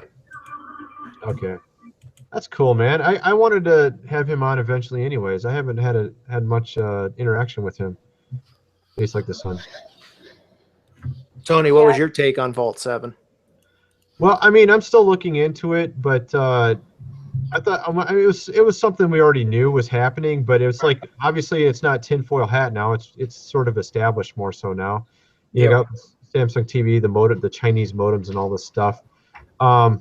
I want to look into it more. I want to do more videos on it. I think it's very interesting. But I've been so busy. I've been planning this whole thing out right here, what we're doing right now, and working on this game all this time. I haven't had a lot of chance to look into it enough. Yeah, I know all about that. Yeah, he's been working like crazy, Justin here. Oh, yeah, I have put you were in like even sick, and you were still working on it, weren't you? You weren't even taking any sick leave there. I had 102-degree fever, and I pulled a 6-hour day before I said that is all I can brain. Yeah. That's dedication. So what do you think, Jeff? So you think video games are a good idea for getting sort of the truth into the kids to fight the New World Order and kind of understand some of this the real conspiracies going on in the world?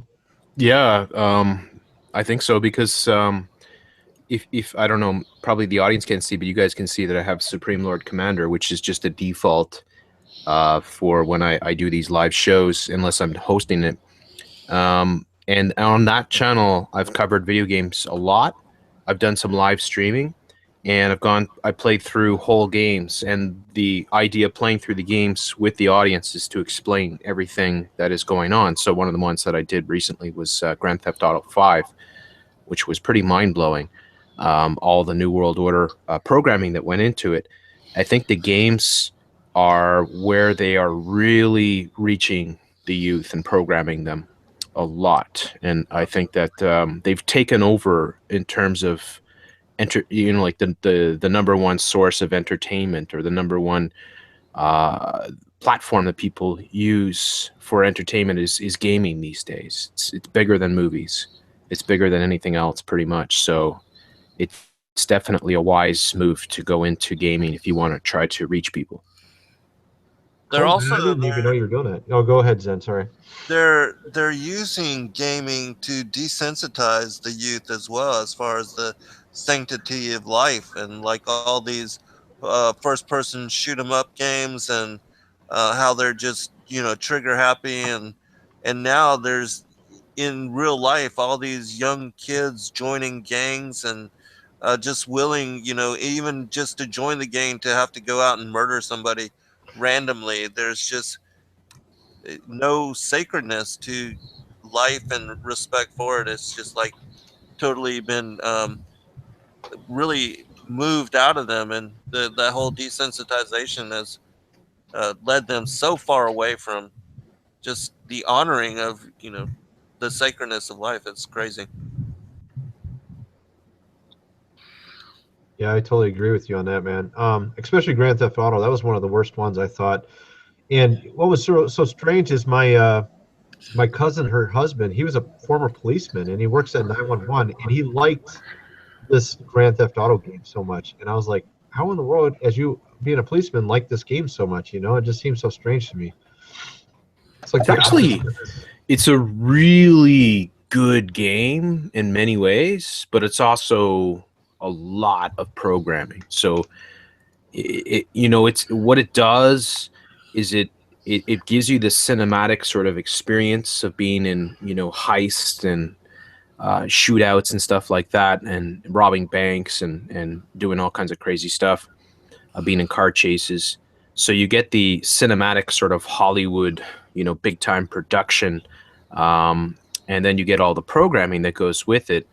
And it also, in many ways, like one of the major characters that, because there's 3 different characters that you play in that game. One of them is a pure psychopath. The character who's probably the most beloved is the character Trevor. And he is not only a psychopath, but is most definitely a pedophile as well. Oh, gosh. Because there is, and it's something that I've shown before I ever did the game, before I ever went through the game, I talked about teddy bears as being one of the major Illuminati symbols for pedophilia and mind control. And Polo. yeah, I don't know if you guys are familiar with that, but that is why you'll see teddy bears. You'll see Miley Cyrus humping teddy bears, and you'll see Lady Gaga and many others dressing up as teddy bears. It's this, and the panda as well. The panda is a symbol they use. Yeah, Jeff Polo's coming out with the big bear line again this year, making it real popular. Yeah. So in the game Grand Theft Auto 5, you have the psychopathic character interacting with a sex toy, which is a teddy bear, and the teddy bear has its arms like you know, tied with its underwear, you know, to its side, sort of thing, and it has one socket, like one eye socket is completely gouged in and is covered in David semen all over it. So it's like it's been used as a sex toy. I'm not joking at all. You could search this and you could show it. And he holds it up in the air and he goes, and then he holds it and he sniffs it and he goes, it smells like the sea. You know? Oh, that's so gross. Yeah, and then he says how much he loves it and how excited he is by it and all that. So And then yeah, it's the game itself has a It's heavy really amount. disturbing, man. Yeah, it has a heavy level of like what I call the LGBT. Well, I call it the LGBT because WXYZ, but I mean, like the LGBT with the transgenderism, the homosexuality, and all that is massive in the game. There are transgenders everywhere. There's pedophilia all over the game. It's really, you have to know what to look for. You have to know what the symbols mean and stuff like that. But once you do, it's all in your face, and it's really. I didn't even know it had gotten that bad. It was just bad enough just going around beating up everybody and killing everybody. I got one for you guys. So I decided to buy the developer's kit for the virtual reality Vive. And I just wanted to test out just what the future of virtual reality is going to be like. So I played some games with it, and it literally does something to you. Like, you feel like you're in the game world. And I have room scale as well, so I could walk around in real life, and it would walk around in the game. The amount of impact it had was at least 10 times greater, if not more, than what I ever had playing an actual game on a computer, because you actually felt like you were there. So I decided to check out what early developers are making, and there's people out there as we speak making games. One of them in particular made a game of you're in this house, you start off in a room, and you can walk around the bedroom, the kitchen, and the dining room, and there's a demon in the house that is ultimately going to possess your character. Or if you're in the virtual reality headset, it feels like he's coming after you. And the whole game is based around you being haunted by this demon who's trying to get inside of you that you can't really see, but through shadows and things moving and sounds and whatnot, it makes you feel like it's there. Do you know if PewDiePie covered that? Because it sounds exactly like a game that he did. It probably is the same game. Yeah. I don't know. But I do know that what's coming in the future is far, far more impactful than even what we're doing now. That stuff can like come into your house through like portals. I believe that with all my heart. Like if you're playing a satanic video game, it'll send something through. Like there's some pretty sick stuff out there, and I was sad to see that we're so far behind the curve as far as Christians doing any kind of video game development, that these things are impacting our kids this strongly. Yeah, and it's an untapped niche. Yeah, it's definitely an untapped niche, and it's a real thing. It's a real battle. I can't believe someone would really want to make a game like that. It sounds totally like it was inspired by the devil. That's what I mean. Yeah, there's a game out there. There's a game out there right now. Why would you want to play a game where you get demon possessed? That's so messed up. Oh, there's a game out right now that you play as literally a demon possessed child who goes around finding ways to kill everybody in a orphanage. Yeah, they're so sick.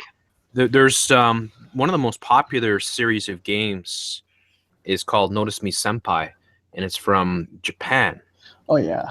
And they call it the Yandere Simulator. I covered this quite a bit. All the top gaming channels do this game. So whether it's PewDiePie, Markiplier, Jack Septic Eye, they all do it. And the character is like it's a young teenage, like a maybe 12, 13-year-old Japanese girl. And she has an infatuation with an older man sort of thing, or it could be an older woman sort of thing. But it's and so the game, you play it, and you're interacting with all these people, and you're trying to get your senpai, which is the older person that you're infatuated with, to notice you. And you use all these different methods, like you can flirt, you can seduce, you can gossip, you can do all the, like, you have all these options that you can click on. What ultimately happens in every game is that the Japanese girl doesn't get the senpai to notice her, so she goes psycho and she'll kill everyone with knives or axes or whatever, a sword or something. And then she'll carry the corpse of the senpai around with her everywhere.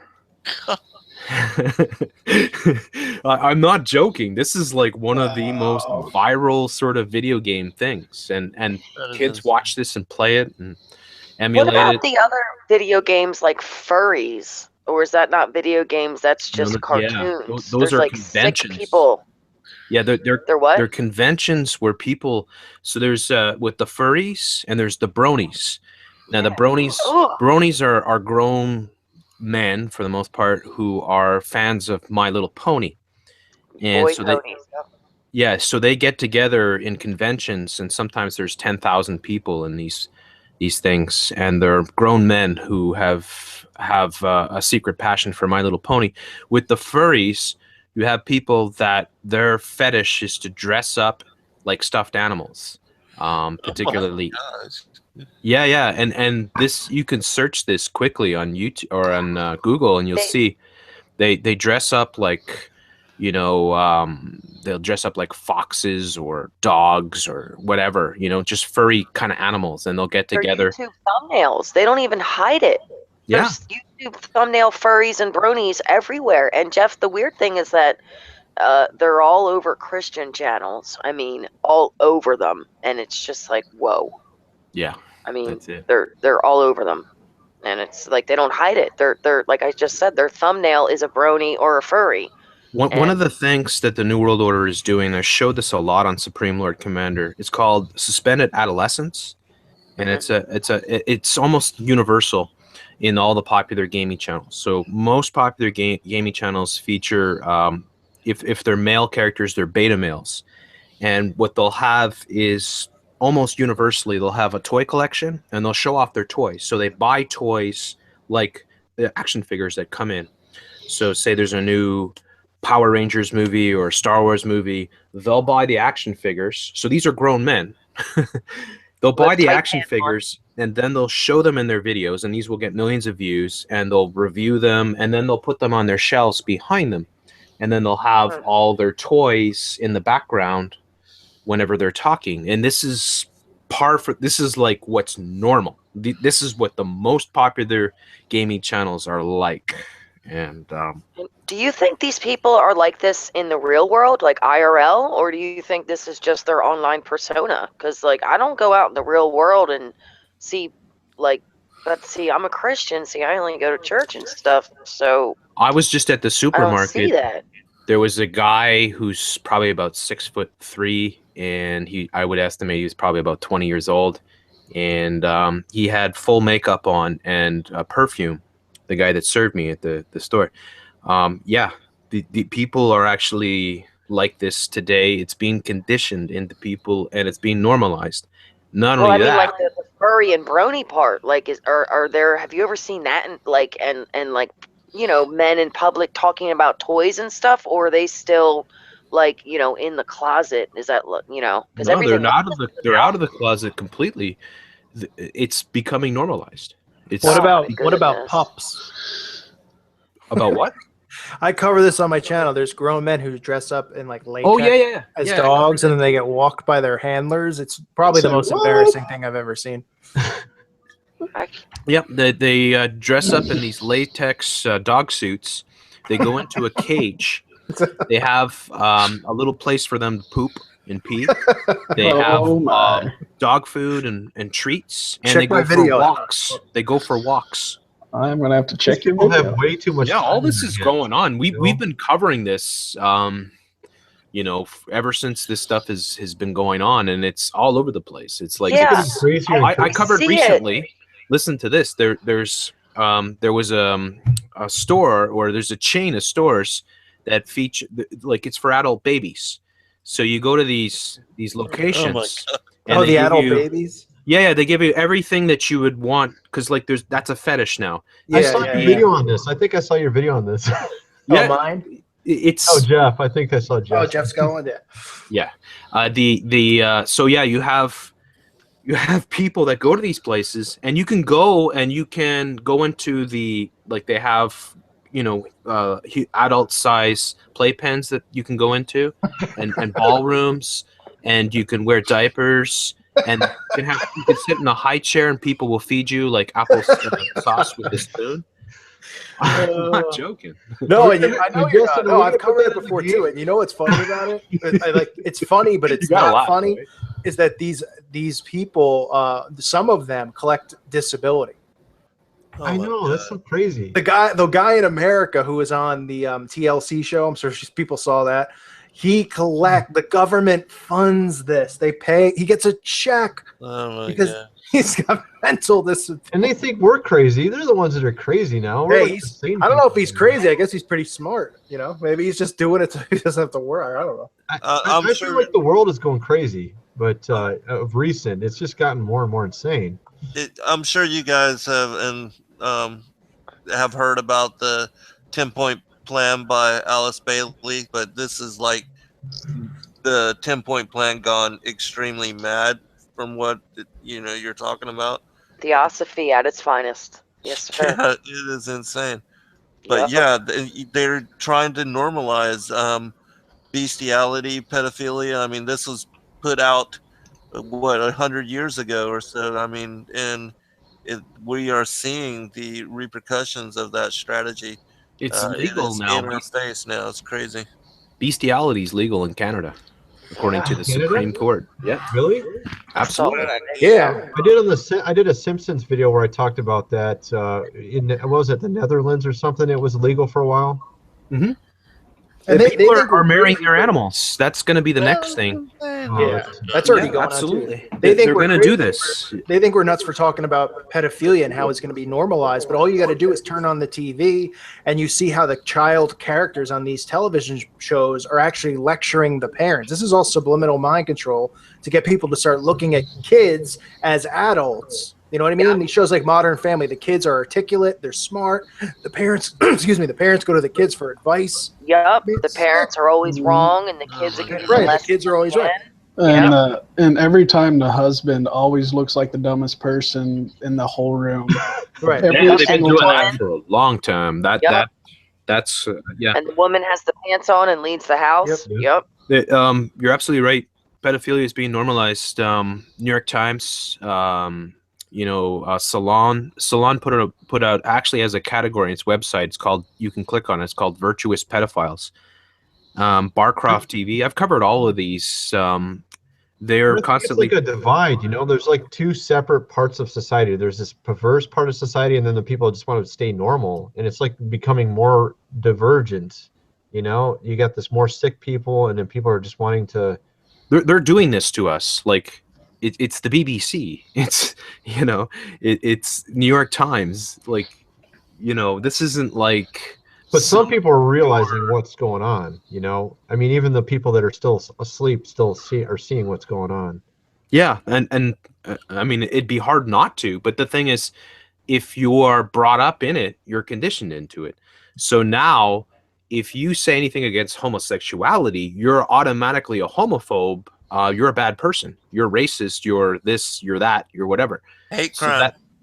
Yeah. So that is how they've conditioned the youth. I've shown this, and it's something that the dumb turds were. They were so excited about it. They said nearly 50% of youths between the ages of 14 and 24 in Great Britain identify as something other than heterosexual. Then that's gay. Well, that's If they're not heterosexual, they're gay. they're conditioned. Transsexual. They're normalizing homosexuality. Not only normalizing it, but they're making it fashionable. They're normalizing and making fashionable. Compared to bestiality, it is normal compared to bestiality. I mean, that's But No, the reality is that it's just going off the deep end. Just the kids today are in a different realm. Like they do not see the world the way that we see the world. They don't understand. They have been conditioned and lullabied into the idea that it's perfectly normal to be attracted to furniture or to have sex with your dog. There's actually Mario just covered it. I don't know if he's going to jump in here. Hopefully he will. But he just covered a popular YouTube channel who is encouraging people to have sex with their dogs, and she's talking about all the dogs that she's having sex with. And a different. YouTube allows that, but yet they'll flag a Christian video for showing violence. I'll tell you what that is YouTube being done to Christians. Yeah, you know what YouTube allows? We showed this. I had a video that showed that there was hardcore gay sex with can I say SHITTING, PISSING, No way. FISTING, and everything else you could imagine. On YouTube? It had 500,000 views and was up for nearly a month. And Yeah. thousands of people have flagged it, but YouTube wouldn't take it down. And there's I all thought the kinds. worst they would do is just nudity. That's shocking. There's all kinds of gay videos on YouTube. This I is didn't the even know reality. that. I'm not looking for it. I didn't know they had it, man. Look at Google and look at what it is. Google itself is the rainbow. This is what they're programming people with. They want kids to see this stuff. They had the lamest search engine look back in the old days too. I couldn't believe that they became the #1. Their search engine was so ugly back in like 1998 or 7. It was the most lame looking search engine, but they somehow came out on top because I guess their search was better search results or something. I think it's because Internet Explorer was doing so bad. Or maybe Tony. it was the elite picked them, I don't know. Exactly. The elites picked them. This also reminds me too, like one of my listeners had sent me the Vice, they do the videos, and they were talking about how there's a country in South America where it's normal for the boys to practice having sex with donkeys and mules before they have sex with their wives and before they get married. And they went down there and did this video to see if this was true. And they found all of these boys and these people that were totally willing. And this one guy even went and showed them and had sex with a donkey live on the camera, and they made this whole documentary about it. Are you talking about natives or something? Like what are you talking about? Are you talking about I think the country's called like Cartagena or something like that. It's in South America, and the entire country, it's like normalized there for the boys to have sex with the donkeys, and that the fathers even encourage them to practice with these animals in order to get good so they can please their wives. And I mean, it's a documentary, and this is the kind of insanity that here with the 10-point plan, it's being normalized. And Vice is by far, in my opinion, I said quite often, I think Vice is probably the worst New World Order conditioning that is out there. I don't think, I mean, there's a lot of really bad ones, but I would say Vice is at the top of the chart. And coincidentally, Rebel Media is connected to them with what's their lead guy? Oh, you're talking about Gavin? Or no, Gavin McGinnis. Yeah. He used to be part of them, but he's like nothing like them now. No, he's still working with them. What's going on with them up in Israel? What are they doing? Yeah. It's like they're trying really hard to make it look like it's not what it is. And if anybody knows what's going on in Israel right now, it's crazy. Now, I'm not one of those everything is the Jewish people's fault, because that's God's people, and that's a very fine line that's not to be crossed. But I'm talking about Israelites compared to the Jews. I know what you're saying. Yes, sir. But right now, Rebel Media is really trying like so hard to make Israel look like this wonderful place. It's just they're so nice, but like that's not the truth. It's Zionist media here, and this is what's very dangerous. Yeah. And it's clear that they have an agenda, and it's clear that they aren't soft pedaling this. They are selling it. Like, if you guys haven't seen this, they have put up dozens of videos all over Israel talking about how the one state solution is the only solution, and everybody else is terrorist and everybody else is barbarians, and Israel is the beacon of light, the beacon of humanity. It's about as one-sided as you could possibly be, as biased. They've destroyed their credibility forever, in my opinion. I'll never trust anything that comes off them again. And Lawrence Southern, by the way, quit. And the word that is out is that Lawrence Southern got called an anti-Semite. Huh. I don't know. I didn't know about any of this stuff. I guess I haven't keeping up on the. Lawrence Southern quit? The one that legally is a male? A male? Yeah, Lawrence Southern. Lawrence, no, she you're right. identifies as a male. Yeah, that's her. She did, because she went to prove legally that you could do this. Oh, Yeah, she doesn't. yeah. She's actually against that stuff, So from what I she understand, right? Yeah, I think she did it out and of apparently something protest. happened with the whole Israel gig. So Oh, Yeah, so they went to Israel, and she quit. So I put up a video speculating because I've been covering the you think rebel in Rebel Israel. Media has been basically or they're starting to do some sort of agenda stuff? They are. They have to. They set up all the media is fake. None of it's real. You know, like they'll They're give you a like little conspiracy truce here lights. and there, but they're all part of the agenda. There's no established media that should ever be trusted ever. And the rebel built themselves up. So over the last month, they had built up their audience massively by being pro-Trump, or the last couple of months, pro-Trump, anti-Islam. And we had Motion 103 that was being proposed here and was going to be voted on in the House of Commons here in Canada. And Motion 103 was to get the government to stomp out anti or Islamophobia, as they describe it. So it was proposed by a immigrant Muslim minister of parliament, this woman called Ikra Khalid, who's from originally Pakistan. And that became a powder keg in Canada. So there was a strong reaction to it, and it's really the rebel that led the reaction to it. They were the ones that organized the protest, and they were the ones that organized the town hall meeting sort of things where they get thousands of people to show up. So for the past couple months, they've been pro-Trump, anti-Islam, and then all of a sudden, after all of that, they're in Israel, and they are selling it like they might as well put on pom-poms and just I didn't dance know around. anything Can I about jump in here that. for 1 second? Go ahead. Yeah, go ahead, bro. Yeah, no, I got to run. I just wanted to thank you for having me on, man. And Yeah, no hope problem. people came over for my channel, and it was nice talking with everybody, getting to meet some people. Yeah, it's good meeting you too. Good meeting you too. Yeah. Yeah, I apologize for cutting out. I just didn't want to quietly sign off without saying goodbye and thanks. So, all right, brother, no I'll talk to problem. you later. Okay, Yeah, we sorry, appreciate you being I on. know you got to go take care of your gematria, so. hey, man, I'm ready to book I on have a it. secret meeting with David Seaman later, so Yeah. All right. God bless all you guys. Thanks so much. yeah, see ya. Be blessed. To all the people in the chat, just to let you know, some people earlier were asking about whether we are going to be doing any kind of actual RPGs or not. The answer is yes.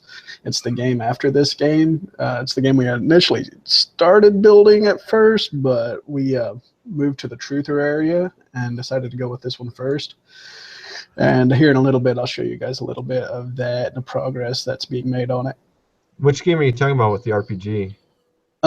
It's the Parable series. Oh yeah. The one that was originally called Snowflake, but you can't go there. But use that name. Yep. In fact, I will. Boop. There we go. That's cool, bro. So apparently, I don't know. TVC never came on, or is he going to come on eventually here? I don't know. That's terrible. He never came on, man. He said he's going to come on too. Yeah, I'm down to stay as long as you guys need me. Well, we don't need him to make the show.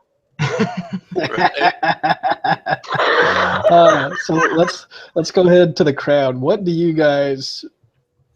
kind of subjects are you guys interested in talking about right quick? Yeah, good question. Well, This the is video game. This is out to the But I know we've talked about. But let's talk about the video game. All right, crowd. Y'all listening in right now in the chat room. Go ahead and There's a lot of new people that are probably joined. yep, go ahead and ask questions. We're gonna do some answering. We're gonna show you guys something if you want to see it. Just let us know. So, Jeff C., have you had a chance to look at the Kickstarter? You can check it out real quick if you haven't looked at it. I saw the promo video that you put up. Yeah, and it looked really cool. Yeah, it looks really cool. Like I think, and I totally agree with that. I mean, as I said before, if you really want to reach the youth, gaming is where to go because that's where they are. Yeah, Right. and I mean, I don't understand what so many people have so much of a problem with making a game in this realm. It's like everybody wants to crab mentality, sort of pull you down or something. They want you to just, let you play their secular games and be happy with their occultic symbols and satanic stuff in their games. You know what I mean? That's what it seems like to me. Or else they just complain and do absolutely nothing about it. Right. It's really strange. I mentioned this earlier, Jeff, so you weren't here at the time, but there was this forum. It's called Geeks Under Grace. It's like a Christian forum, right? And they're like going through all these secular games and giving reviews, and then we try to post our game on their forum, and they're like, "Oh, you can't do that." They basically shut us down real quick. They shut down anybody who has a game with a good message, yet they claim to be Christians or something. It's just really messed up how these people are.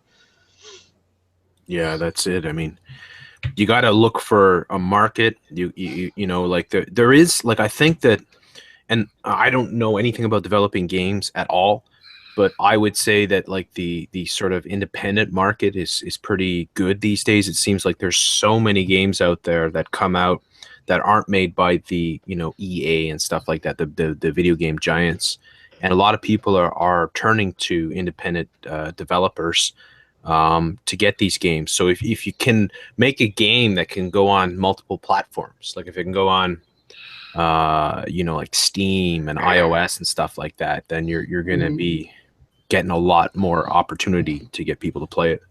Exactly, and I 100% agree. The only problem we have is the extra money to buy the licensing for all that stuff. That's why we put on the stretch goals, because there also comes a little extra programming, because you have to program some games and tone down the graphics a certain way and make some shaders work a certain way for some consoles.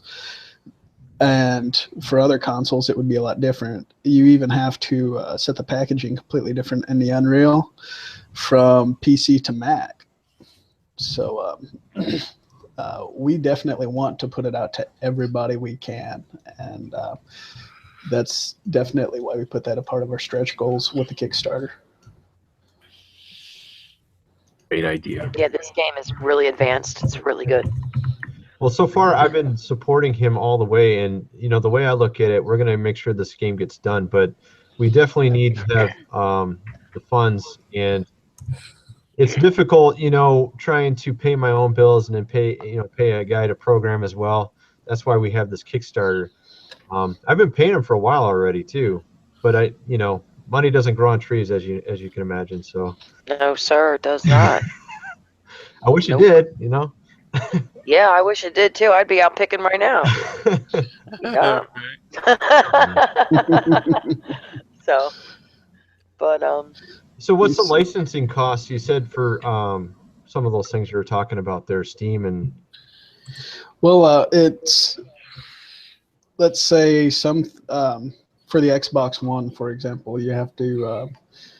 Last I checked, it was roughly $300 just for the licensing to get it sent out to them, much less the cost of having it put on their front page. And you also have to calculate the cost into getting all of the developer kits. And that's just for one platform. Then you have to go back and do all the cost to another platform. Like I know PC Gamer in the chat was talking about how a lot of consoles out there run Unreal Engine 4, like the Nintendo Switch. And that is true, it can, but you also have to fork out like $500 for the Nintendo Switch's developer's console. Unless you could sweet talk a dev somehow into getting a free one, which is unlikely anymore. But then then you have to put forth the money to develop the games for that, and you have to reprogram a certain way. So then you have to figure in the cost of the man hours it's going to take, and then you have to buy these couple $100 worth of licensings to get them put on their store.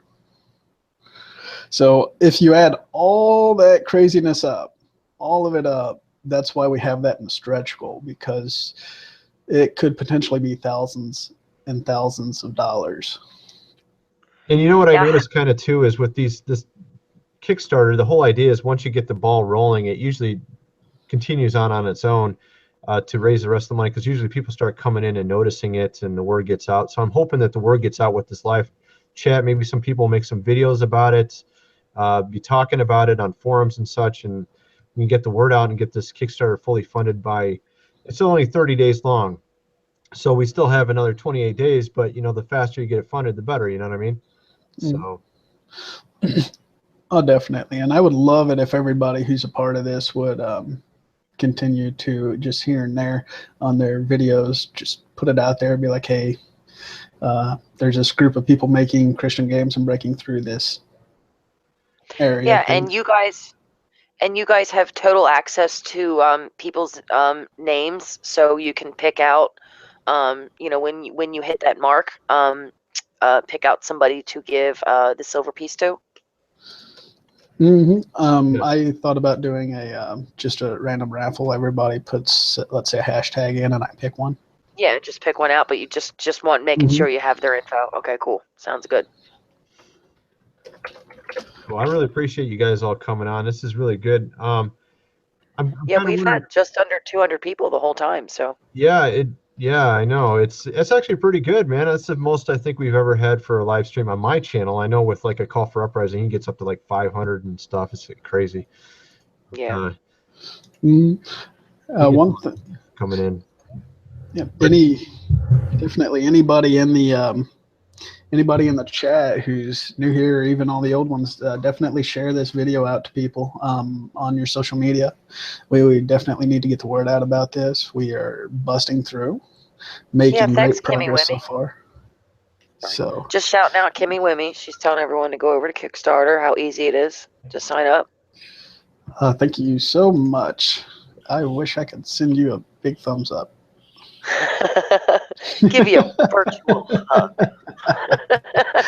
Big virtual hug. We love you. Just got one. Hey, Jeff, did you get 2 or 3 strikes on one channel, or just one? How was that? Yeah, I got a lot, because I got strikes on the main channel, New World Agenda, which were community guideline strikes, and then I also got copyright strikes, and then on Free Radio Revolution Uncensored, I also got some strikes on there, and I got several, 2 or 3 videos pulled, and then other people too. The same thing has happened.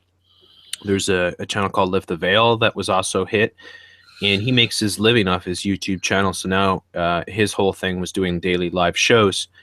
So now he can't host daily live shows. That's not cool. Oh, yeah. That's terrible. He's going to have to just go to straight videos for a while until he gets rid of that. Can he counter sue him for taking away his income? Yeah, well, yeah, I guess you technically you probably could. The problem is who runs YouTube. Yeah, because that's like taking food out of his children's mouth. I mean, yeah. Like if you think about it, they took down my channel. Well, they didn't take it down, but they stopped me from being able to use it. And they took down several videos. Now you have a lot of traffic too. I was checking your traffic. Your traffic's like my traffic. You get a lot of traffic on your channel. Yeah. It's, I mean, pretty good views and all that. But the thing is that when we consider that there are all these hardcore gay videos all over YouTube, and lots of pedophilia videos, there's all kinds of. We showed some of this last night in our live show that we did. You know, it couldn't be more apparent that Google is not a good company at all, and they're not here to help make this world a better place. They're here to condition people. So was it David Seaman that did all that to you? Yeah, I imagine. Of course, yeah. I mean, can you prove it? Maybe. I mean, how does somebody have that much money to afford lawyers to be able to do that? You know, unless obviously he's connected. I think what it is, it depends. You know, the you know, is David Seaman just a sort of independent scumbag who is using pedophilia to make incredible amounts of money? That is clear that he is that. Is he somebody that is a Zionist, who is an operative, who has some special status? That is a possibility. Like COINTELPRO. Yeah, that's a possibility as well. What I can tell you is that every video that I uploaded got hundreds, each video of troll accounts, so fake accounts. Wow. When you click on the name, it says this account has no content, right? So if each video gets hundreds of those, somebody is operating all those, and that's why I didn't say it before. But if you said you had trolls in your chat, sometimes it might only be one troll, and they're operating several accounts. Yeah, I had a problem with that on my business channel. There was this guy that, I don't want to get into it, but there's this guy that was really messed up, and he had tons of troll channels, like you're saying, and he would just go around causing trouble. And he got me shut down, actually. I got my account basically banned, and then I got it back later, like 3 months later. So some of them can operate these channels simultaneously. So they have need the software Jesus in their life. Yeah, so that you can have one person operating a chat room with 10, 15, 20 accounts at the same time, and they could be corresponding with each other. So what they try to do is they want to control the narrative. They'll come in and they'll pretend to have conversations and stuff like that, and that's what they do on your videos. So I was saying to some of the other Pizzagate people that were being attacked because they were involved in exposing David Seaman, I was saying, just clear out your comments. Don't allow them to try to control the narrative, because that's, and everybody that has a YouTube channel that is involved in this type of work, whether you're Christian or you're not, but you're somebody that's trying to expose the New World Order, the globalized government that's trying to be formed, you just got to take steps, because if you allow them to control the narrative. So if you get a video that you put out and they're hitting it hard, and they're hitting like they do two major things. They'll hit the video hard with comments with all these fake accounts, and then they'll use the thumbs down. So they'll have all these multiple accounts. They'll be able to thumb down your video. And that is a visual sort of way of distorting reality, because then people click on the video, and if they're on the fence, they might easily say, oh, well, look at this video. I mean, most people think it's garbage, so I'm not even going to give it a listen. So that's why it's smart, if you're getting hammered like that, just disable the ratings on your video and then clear out the comments. Or you can do this. Maybe not everybody knows this, but there is a opportunity. If you have a video that's getting hit hard, you can go to the options section of the video within your video manager, and you can select the category of allow or approve comments. And what happens then is that all the comments that are placed on the video go through approval systems, so that they won't be posted until you give them the okay. And that's another way of combating that type of yeah, I got to get better at this whole live thing. Yeah, harassment. That's it. Yeah, Hey, Mr. One Man Legacy wants to know if the game will be available to purchase on Amazon.com. Eventually, it's going to start off on Steam and work its way out from there. Okay. I'm showing footage from the scene that Justin's showing now. It's got a dinosaur and some landscape. What is this, anyways? What are you? Yeah, that's cool. So whenever I was telling people earlier that we're also going to be putting out an action RPG, this oh, wow, this is that. This is the Parable Snow, the landscape of what I call the hunting grounds. In the Parable Snow, long story short, and this is going to be after the first game we make. Long story short, it is set in an anime, steampunk, and stylized universe. So that's how come you see almost a cartoon kind of anime look, but it's a more detailed version of that. That way people, because everybody likes their games to look really detailed and whatnot. But once you start looking down at the ground and stuff, you can definitely tell it's based on anime. To answer the PC Gamer really quick, it's running smooth on my screen. What you are seeing GPU-wise is just the upload bandwidth being hammered because we have so many people on. Yeah, because I can see it on my screen through the Hangouts. Yeah, so if it looks choppy, it's not that it's choppy here. It's that the video uploading to everybody is actually what's choppy. So what's this supposed to be about? I mean, obviously you said it's parable based. I know there's some angel thing in it too. What's this whole dinosaur thing? So this dinosaur thing is just a side part of the game. You can actually hunt dinosaurs, wyverns, dragons. You can actually hunt them and collect, let's say this dinosaur's big spikes here. You could collect that and craft new armor and weapons and whatnot using these parts. So you want to go and hunt this really large turtle base that I've been designing. You could actually use his massive turtle shell and make a holster out, like a backpack thing out of it, or you can use it as a shield. Wow. But So that's what's the just a parable side part of the aspect? You're game. saying there's like a message in the game? Yeah, it's a big message. This whole hunting thing and the hunting grounds and all that's, like I said, just a side part. This is going to be a massive open world, as you can see. It's really huge. But the parable portion, and this is definitely a Christian video game.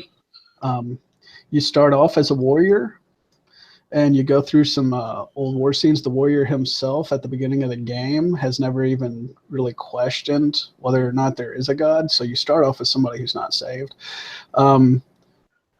He gets downed in battle, not completely killed, just downed. He then gets dragged to this facility that has figured out how to take the complete energy and the soul out of a person and put it in an object and control it to their will. So this happens to your character. You don't get put in anything, but your soul gets put in a capsule for holding until they find something to put you in. And a scientist decides to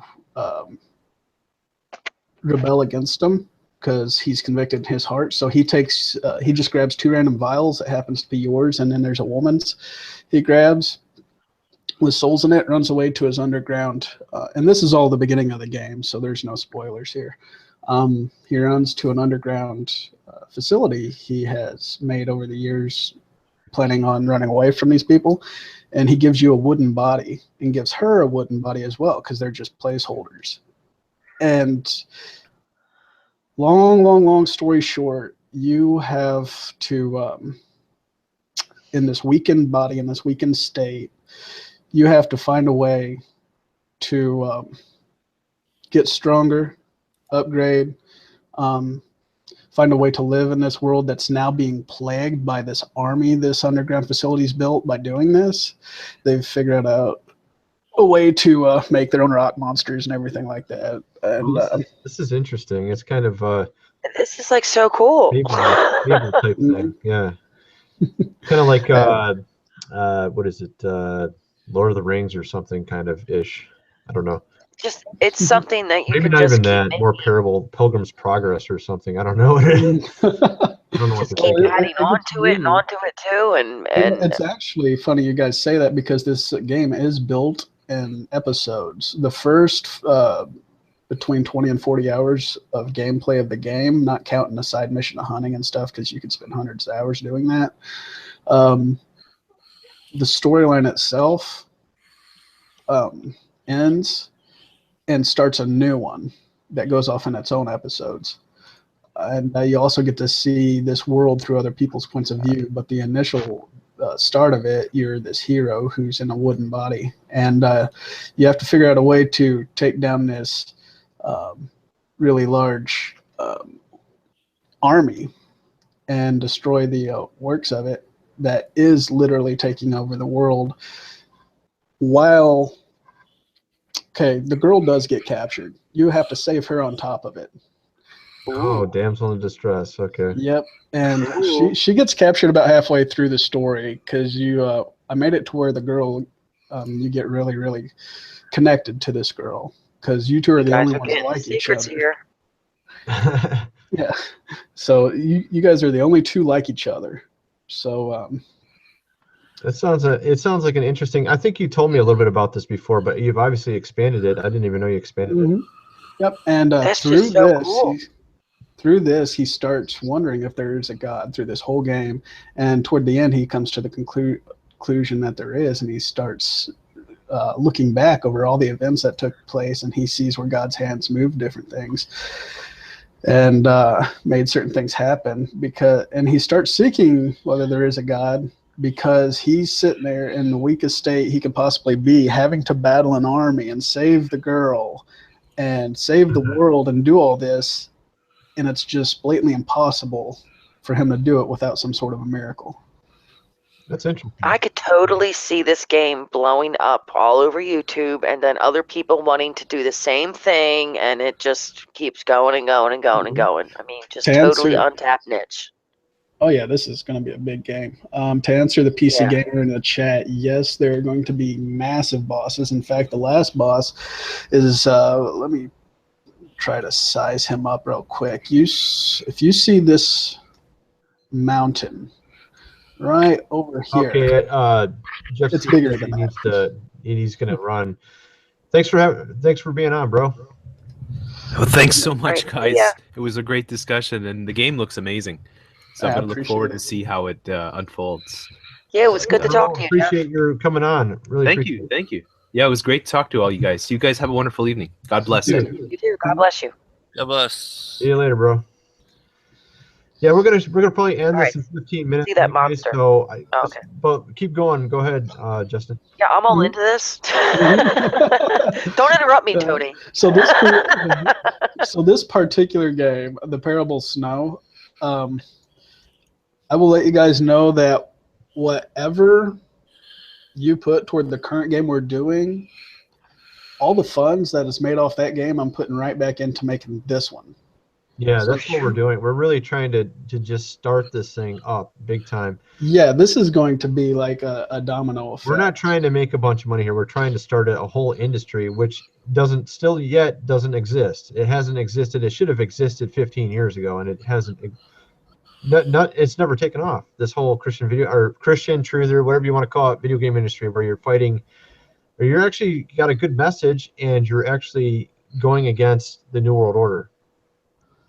That's crazy. Yeah. Well, this particular group here, you could kind of call them a New World Order if you want, but they're not a shadow government in this game at all. It's simply a madman, a mad scientist who decided to make an army and put himself up there with God. So if anything, he's a symbol of what Lucifer was. He used to be brilliant, but he fell away and wanted all the glory for himself, and that drove him to a state of, well, in this game, it drove him mad, and that's why he's made all this. And hey, I was going to ask you were going to show us the size of the one boss. The boss. But hey, Zen, do you play any games, or have you played any video games like this? It's been 20 years maybe since I've really played games. Wow. How old are you? Are you like 40 or what? How old are you? Yeah, I'm old, 46. Oh my goodness, you're older than me. I didn't even know that. I thought you were younger than me. I thought you were younger than me. Yeah, no, I'm 46 years old, so it's been a long time since I've played games. You have kids? But I appreciate them. Yeah, I have a son. He's 26. Okay, is he into games? Yeah, he actually plays games, and I'll most certainly tell him about it. Okay, cool, man. Well, I just think it's when I was younger, I played a lot of games. I don't play them as much anymore. There's only a couple games I play here and there now, but the type of games I do like are the ones, particularly like we're making the first game, sort of open world. Those are the kind of games I really like to play. But I don't have a lot of time to play games anymore. I'm kind of like you, Zen. I'm like really busy, but when I do get a chance, I do play them. It's just you get older, you play them less. You know what I mean? Right. Yeah. I'm just so focused on my work, and I run a company called Sacred Word Publishing, and we're publishing books all the time. And hey, bro, I know what you're. I have two businesses. I know how it is, man. You got to do a lot of work. Oh, and you got 4 kids too. That's like 6 other jobs. I'm sure you enjoyed doing your taxes recently too, right? Well, yeah, of course. There's like lots of taxes for a business, that's for sure. Right. Yeah. But, yeah, it looks great, bro. This is really awesome looking, this game. I wanted real quick, some people were asking about the size of the boss, the last boss. If you see this big dragon here, this dragon is about half the size of what the actual boss is going to be. Now, it looks at that distance like it's like average size of a dragon, but go up to it. Whoa. and it's a bit bigger. And the last boss is twice that size. Whoa. It's gotta be. Yeah. How old are you, Christine? I didn't know. You're like 29 or? No, sir. I'm 32. Oh, okay. See, I did it right. I said the younger. So Thank you. I didn't make the mistake of calling you 40, right? No, sir. But it's okay. I won't even mind. So, but yeah, I'm still young. I'm only 32. So It I'll be doesn't seem like that 33. long ago that I was 32. I don't know what happened, you know? Just get old. You got married and had kids. Yeah. It goes so fast. Yeah. Yeah. Every year. Hopefully, I get to be a wife and raise some wonderful children. Hopefully, so you know, if it doesn't happen, God said that I'll be called blessed. It says in the last days, those that don't have children will be called blessed. So Right. Yeah. maybe that's why, you know. So. Yeah. No, my whole life I wanted 10 kids. Ask anybody. They said, you Chris, you're crazy. You can't handle 10 kids. I said, give me 15. 10 kids is a lot. I love kids. I love them. I love them. I love them. I babysit 10-month-old baby. I love children. I got 28 first cousins alone. Love kids. And, you know, but I was not one of the typical females that, you know, went out and got pregnant and stuff like that. I've never been pregnant. So, you know, yeah, I've just been waiting for a good Christian husband, man, to come along and, you know, and that's really hard to find. So, but I found a new church and, you know, whatever, like I said, what happens, happens. Right. Yeah, absolutely. Exactly. Yeah. Okay. So, Well, but anyways. is there any more questions on the game? Actually, this is the wrong game anyways here, but on the game that we're promoting for the Kickstarter. This one here. Yeah. Oh, you could switch it real quick. That's good. And I'll run through for the people who haven't been here. Let me see. Oh, yeah. So if you watch through this live stream, the video again, you will see the entire portion of this game explained in detail and why we decided to go this route and what the character can do. And again, it looks choppy. It's smooth as butter on my screen, but it looks choppy simply because, again, it's the upload speed of the video stream. Yeah, it's very clear from my view. Yeah, I'm just amazed at how this military base looks. You really did a good job on this, man. I think, you know, if the fact that it's so early on, I think it's really going to look spectacular when it's done. I really do. Yeah, this just looks great. It really does. Very impressed. Appreciate it. Yeah. The PC Gamer. PC Gamer, it is... the game, The Parable Snow, is not going to be as hard as Dark Souls. Unless you put it on the hardest difficulty, then yeah, it's going to be really hard. But the average difficulty, it's not going to be quite as hard. It will be very challenging. Don't get me wrong, but it's not going to be that hard. Now, I was just looking at some trailers earlier of secular games, and they, you know what? Honestly, some of them, you can tell they put a lot of work into it, but they don't have simplicity to their layout, and it's like they screw it up a little bit on some games. And you got a lot of simplicity to this, and it looks really good for its simplicity. And I don't know if other people can see what I'm talking about, but you check out some other games that are really popular that are heavily pushed by EA and all these big companies. I mean, to be honest, you would think that they would have a lot better quality for the amount of people they have in, you know, programming their stuff. Well, a lot of those guys, you also have to think they have 3 houses in 3 different countries. Like they do it for the cash. Yeah, they're not really in it for a real good reason, and they don't have a passion necessarily as much as someone who really has a motivation to make a good game that has a good message. Exactly. Well, that's sold out. What's that? Wow. It was sold out to Mammon. Oh, yeah. Yep. Yeah. Yeah, because all the money that we end up making from this, we're going to be putting back into making more games. And the whole idea is we want to jumpstart this industry. You know, the devil thinks that he can keep this industry forever. He really does. I mean, he's done it so far. A lot of nobody's really jumped at this and spearheaded the whole thing, to really bring it to pass. I mean, people have tried, but I think something went wrong, along the way, and we just really need to make sure this happens. And so that's why we're in this, to do this. I was just going to say that is that when you do something like this, the devil's going to be mad at you. So, he's going to throw all his darts at you, all the darts that he can at you. So you guys already know this, right? To expect the devil to be throwing darts at you. So you got to put on that shield, man. So what's really interesting is God led Justin and Tony to me. They were actually praying to see who they should contact. And and we've been working together seamlessly. I mean, it's like we're the same person. We all agree on what's going on, and it's like there's no argument. There's nothing. We don't disagree on anything. It's just like kind of strange, You would expect a lot of problems, when you're working with more than one person. So yeah, I think it's wonderful. Sort of a sign that God's in on this, Amen. I mean, as soon as I felt called to go down this route, I was praying about what engine to start using and whatnot, because I had learned C++ for a while, and really just wanted to get my teeth sunk into one specific engine. And I was looking and wanted the Unreal Engine, but at the time you either had to pay hundreds of thousands of dollars to get custom versions of it, or you had to have an agreement with a company, or you had to pay X amount of dollars per month.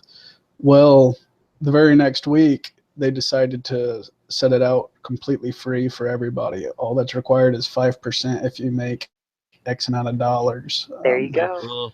So that was in itself just great. It all happened perfectly at the perfect time. And then tools I really needed, for example, Maya for animations, or I ended up getting Maya for free to get started with animations, and through the school license. The only thing is I couldn't sell any models I make with it, which is fine. I'm not making models to sell them. Also, 3D Code ended up doing their update, and I got funded X amount of dollars and was able to buy a 3D coat, which ended up going on sale. It's everything, just one thing after another, after another, after another, hit perfectly to kick this off really big. Yeah, God made it possible for you. Mm-hmm. So this is the right time to bring this back. I mean, with what we heard on this broadcast so far, it's pretty disturbing, some of the stuff that the enemy's coming out with. I mean, I can't even believe some of the stuff I heard. These guys were mentioning, especially Jeff C. mentioned some of this stuff. I didn't even know any of this stuff existed. It's just really disgusting, some of the things that they're making. Mm-hmm.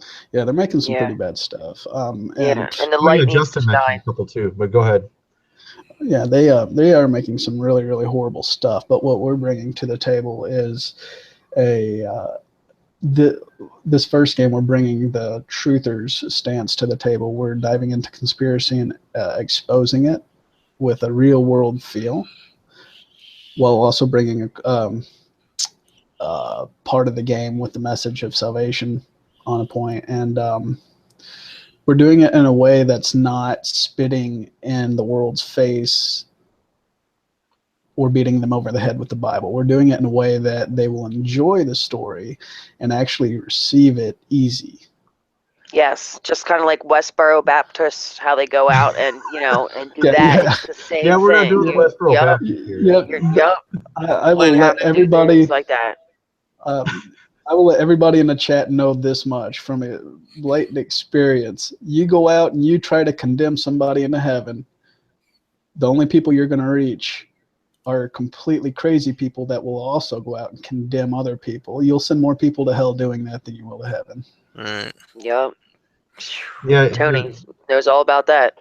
It's very little. It's not very often that stuff works. It's 9 out of 10 times you have to be following God and using love, and not just like banging people over the head with the Bible or something. Yeah, and these days people define love as telling you what they perceive as truth. They say that is love in the Bible, is to rebuke somebody, but they like totally twist it Mhm. In around. some cases, I mean, but a lot of the time you have to be patient with people. You know. Yeah. That's what I mean. Like Yeah. it's totally twisted around. You know what I Right. mean? So Yeah. totally twisted. Somebody can be Mhm. disturbingly nasty and Yeah. say, "No, this is I'm loving you. I'm telling you the truth." Meanwhile, I did No, a you're video crying. recently on Sons of Thunder about a street preacher in Las Vegas, and all he was doing was mocking people. And I was like, "How is he preaching the gospel? He's just mocking people." Mhm. I saw that one. It was terrible. And to give everybody in the chat a little perspective on what we're talking about, in case you don't know, we're talking about the cases where pastors will bring people who, let's say, a brand new convert just got in the church. The pastor saw him, let's say, down the road puffing on a cigarette, and the pastor brings him into the office and chews him up one side, down the other, calls him worthless, and he don't love God and stuff. Beating somebody over the head in that sense is what we're talking about. You can't do that. I think. Nope. You Same have to thing with a honor video game. people. Go ahead, Zen. What were you gonna say? I was just going to say you have to honor people for where they are. And Mhm. because if they're in opposition and they're not willing to listen and they're not going to hear anyways, all you're going to do is create, offend them and create them to run the other way as fast as they can anyways, or pick up sticks and try to fight you back. And, you can't force it down their throats. And so Exactly. just plant seeds when you see willingness and give guidance and direction when people are open. Otherwise, they're not going to hear anyways. Yep, and that's what this video game is planting the seed, right? Yep, Amen, sister. exactly. Mhm. Yeah, and Well, I this think is a good chat. Oh, we're gonna say this just. is, I was just going to agree. Oh, okay.